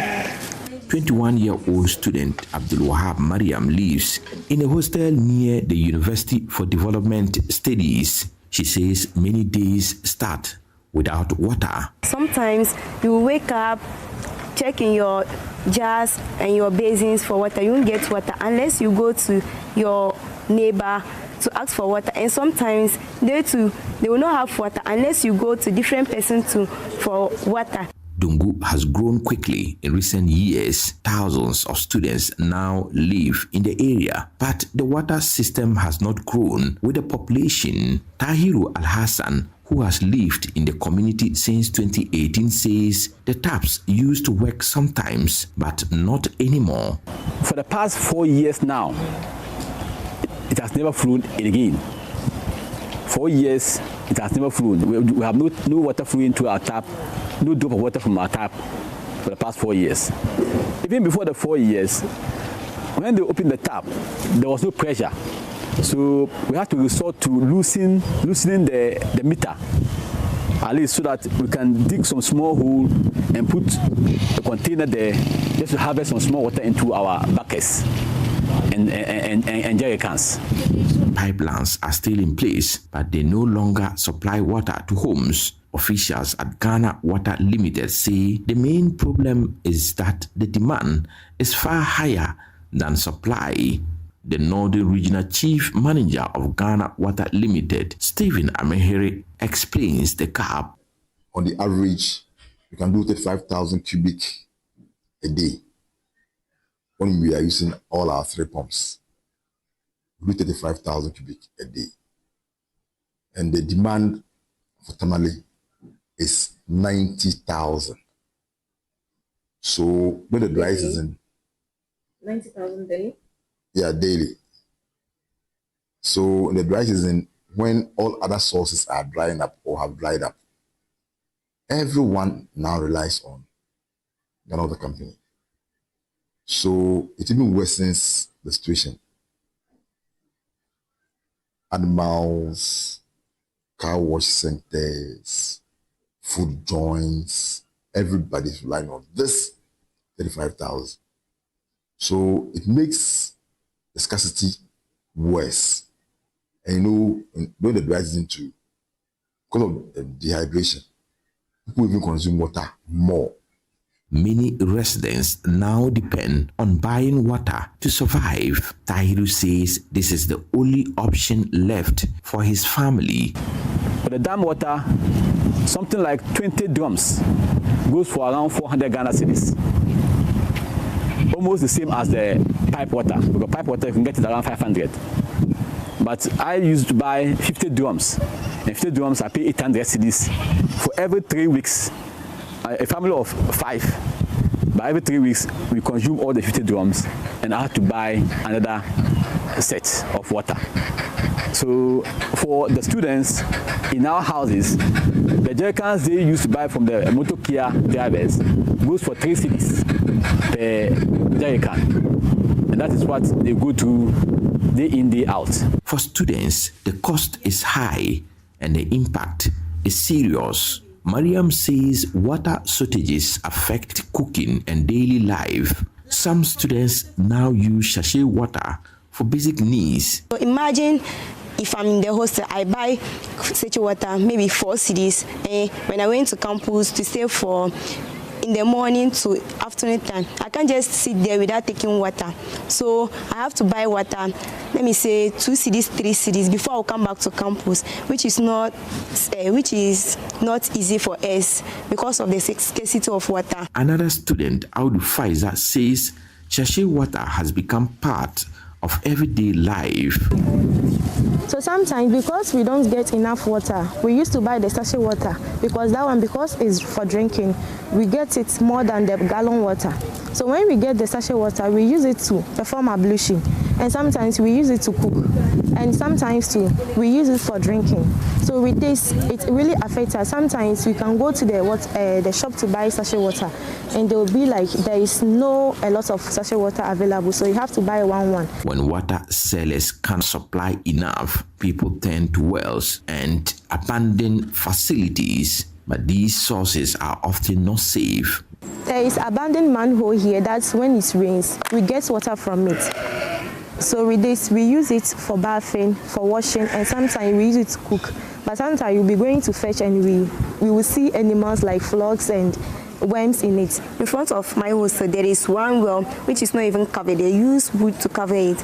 So in the rainy season, when you go there to fetch the water, you see insects and these animals, small ones, frogs and all those stuff. We don't have any options to just take their water and come and bath. Sometimes when we don't have water, we have to cook it, because we believe that boiling water kills germs. So we have to use it, which we ended up getting typhoid. But once we can't do without water, a lot of us has resorted to at least the rainwater, as you said. Myself, I've done that, and during the rain season, that one, I don't buy water at all. So for 3 consecutive months, when the rain starts, I don't buy any water. I store enough water for the family and for the tenants in my house, that's the students. But as soon as the dry season begins or the rain stops, the rules of finding money to at least get water for myself and the family has to increase. So in the rainy season, when it's raining, you can come out and collect water from the rain. That one will, you use it for some time before you start buying water again. But if it is not raining, you have to be buying water every day. Experts say the crisis is not only about broken systems. Changing weather patterns, known globally as climate change, is also playing a role. Rainfall in northern Ghana is becoming less predictable. GMET has shown that in many parts of the northern Ghana, the amount of rain that is being received is not the same. In many areas, it's less than they usually get. At the same time, in some places, it's more than what they usually get. And so with that, it means that areas that usually typically should get some amount of rain to farm, they don't get that amount. In some areas, they get a lot, but they are not prepared. As threats of violent extremism continue to evolve, African leaders are now looking to artificial intelligence to stay ahead while pushing for deeper intelligence sharing and stronger collaboration to secure the continent. This has come to light at the Dakar International Forum on Peace and Security in Africa, where my colleague Adobia Asare is standing by with the latest. Adobia, what else have you been learning?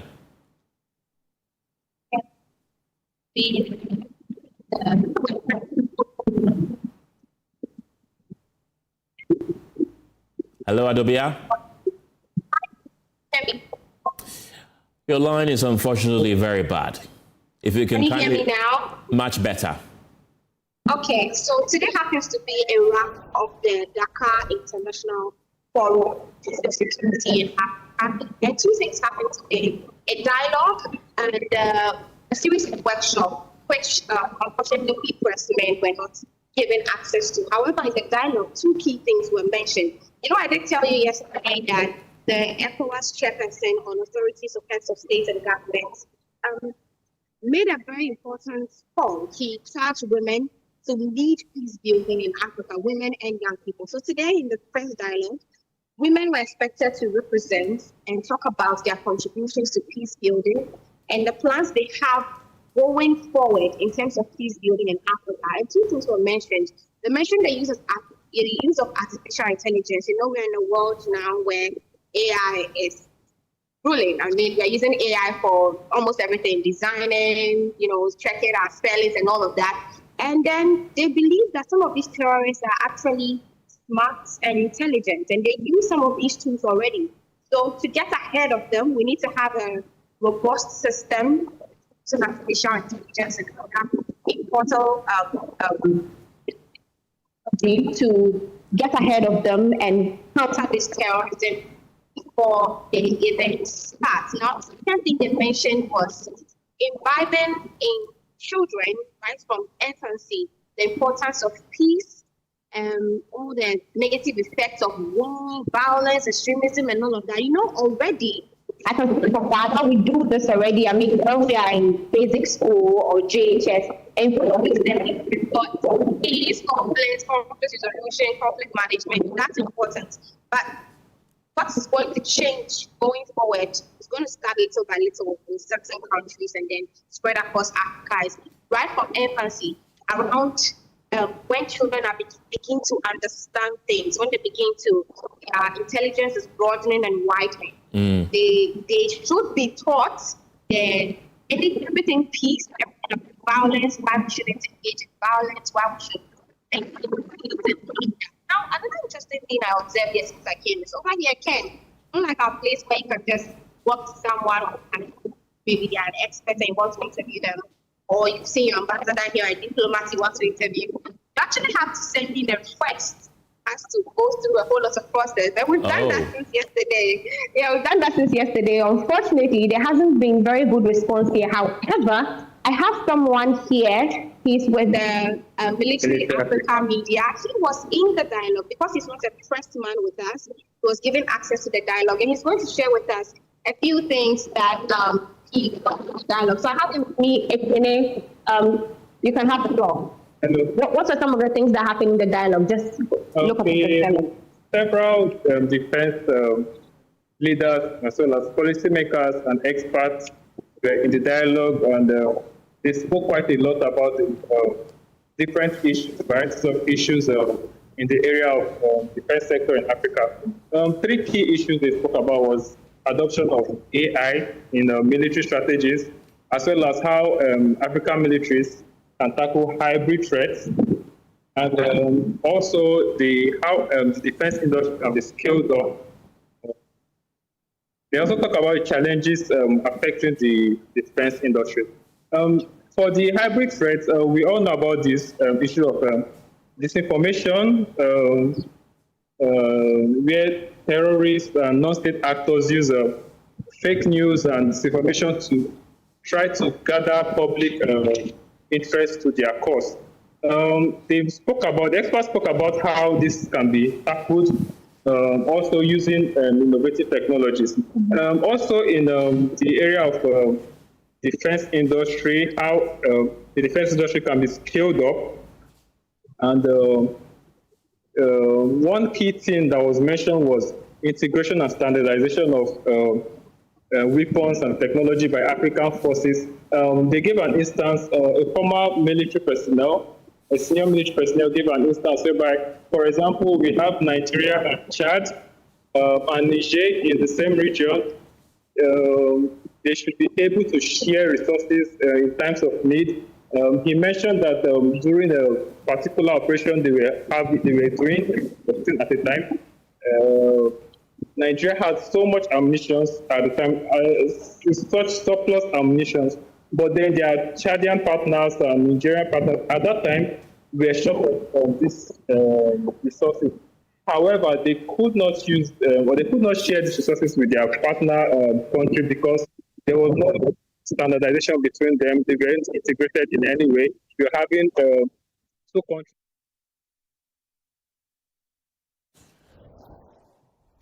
That's my colleague Adobe Asari, all the way from Dakar, Senegal.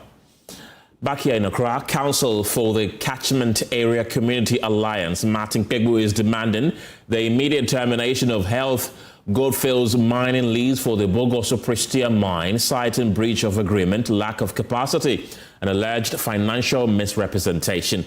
At a press conference in Accra, Martin Kpodo said the company was granted the lease on December 13th, 2024, after committing to a $500 million investment, payment of worker entitlements, settlement of legacy debts, and rapid rehabilitation of the mine. He alleges the company has instead created unauthorized financial encumbrances on state mineral assets without parliamentary approval or ministerial consent, which he says breaches the Constitution and the Minerals and Mining Act. My colleague Stephen Mensah was at that particular briefing and is joining me in the studio with more. Stephen, take us through the demands by this. Well, Kenneth, the group is demanding that government immediately revocate the mining lease of Heath Goldfields, and they cite concerns about labor welfare and also the mining lease. They talk about the fact that the group has been, the mining company has failed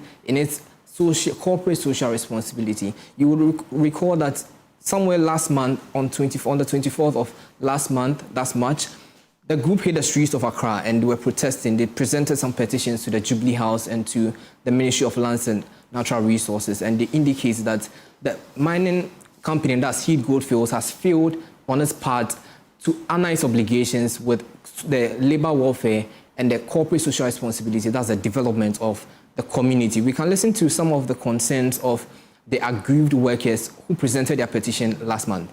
Heath Goldfields, almost 600 workers. What will fear where you in India? What will fear? Ati Sabima, Ewumbebunia Wanamia, Ogua Bibria, Obia underground mine, Obia Bima. I think that Sir President Direct Amabua, Sir President Ijabra, not politics with the Memanises form. Young Obia, much petition, can petition now. Who will say, Ministers Nibi, CEOs Nibi, Yama President Chief.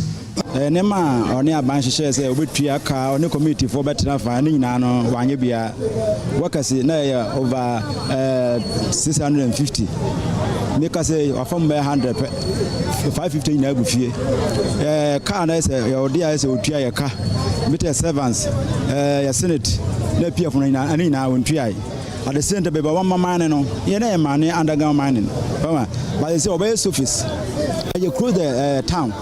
And at the same time, a shaft now, underground mining, and 200 meters simple. No money into seeing now underground. The demonstration in Accra is part of a series of actions by the group aimed at pushing for accountability and improved conditions in the mining communities. And what evidence are they relying on? Well, Martin Kpodo, who is the counsel for the aggrieved members, says that the company that has failed to honor its core obligation, and is demanding that the company and government initiates a credible and transparent process that ultimately brings in a financially capable investor to take over the mining company or to take over the mines. And he points to some documentations that suggest that the Ghana's mining rights may have been used for collateral without proper legal basis. We can listen to him during a press briefing earlier today. In clause 8.1.5, Heath Goldfields states that the charged assets, which include the mine. In clause 8.1.5, Heath Goldfields states that the charged assets, which include the mining leases, and the mining leases are government assets, and equipment are owned legally and beneficially by them, free and clear of any adverse claim or encumbrance. Furthermore, but that's not true, because without, there's an encumbrance, you can't give it out without a consent, right? So furthermore, in clause 8.1.8, the company claims that to the best of its knowledge, there are no outstanding or threatened actions or suits that could materially affect the market value or ownership of the charged assets. I said this is false.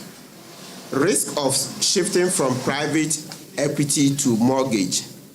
So it means that with the $65 million loan that they've taken from Trafigura, they've changed from private equity. Remember, when we say private equity, their own plan says what? Yelmadin was bringing in $500 million. That's private equity. So they are changing from that model to this mortgage style, you see. So remember, we also mentioned earlier that mine this and operate and then get profits to fund it, okay? mine and operate. We said no, or self-financing, no. So now they are going to mortgage, which they have done by doing a debenture with Trafigura. Okay, so this shift from the traditional private equity funding, that's a $500 million, to a high-risk mortgage structure over a sovereign mineral right is deeply concerning. The agreement allows for the appointment of a receiver with broad powers to take possession, operate, and even dispose of the charged assets. Such a structure exposes the host communities and the state, as Ghana, to the risk of losing operational control. So what really is the impact now? Well, we can say the impact is significant, and this is the account of the workers. They say they remain unpaid, and that there's growing tension within the community, and they say if this is not addressed quickly, it could lead to government or the state losing revenue. We can listen to Martin Pebu once again talking about the impact on the community and the state as a whole. Because it's way beyond the time the minister has given them, etc., our demand is that then the minister should go ahead now and terminate so that the property can be put, that's the asset, the mine can be put back on the market for all investors, interested investors, to come and now bid. Yes, so put it back on the market simply by terminating the agreement. Yes, that's it.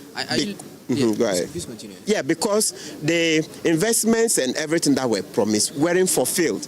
Yes, because even the first phase, you say you will bring 500 million. That when I say you, that Heath Goldfield said they will invest $500 million over 5 years. But critically, the first stage, which is 150 million, they've been dollars, not Ghana cedis, of course. They've not been able to invest that, and we are past that.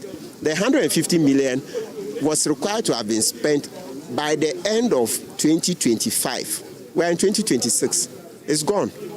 It's gone. So it's too late in the day. Nothing can be done.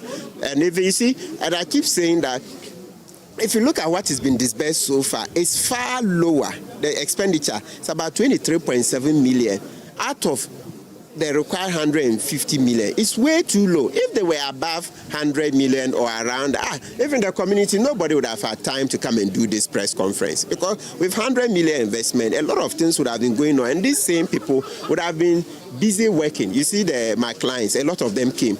Okay? Yes. So the Catchment Area Community Alliance. So you see that it's because there are no jobs, that's why they could come. If they were working, they would not even come. They would not even come and consult me for us to do any presser. Well, that's it for the pulse this evening. For more news, you can log on to myjoyonline.com. My name is Kenneth Gyasi. The news team returns at 7 p.m. with News Prime. Have a good evening.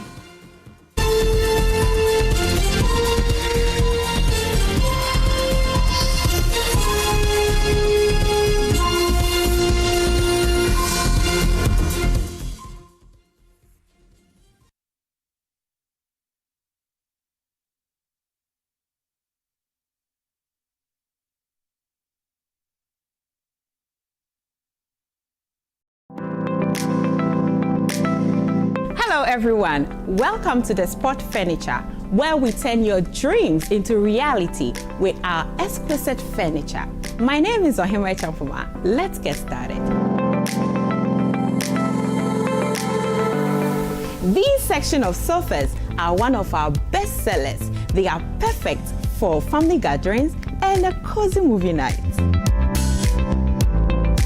Here in our dining room section, you will find everything you need to host those unforgettable dinner parties.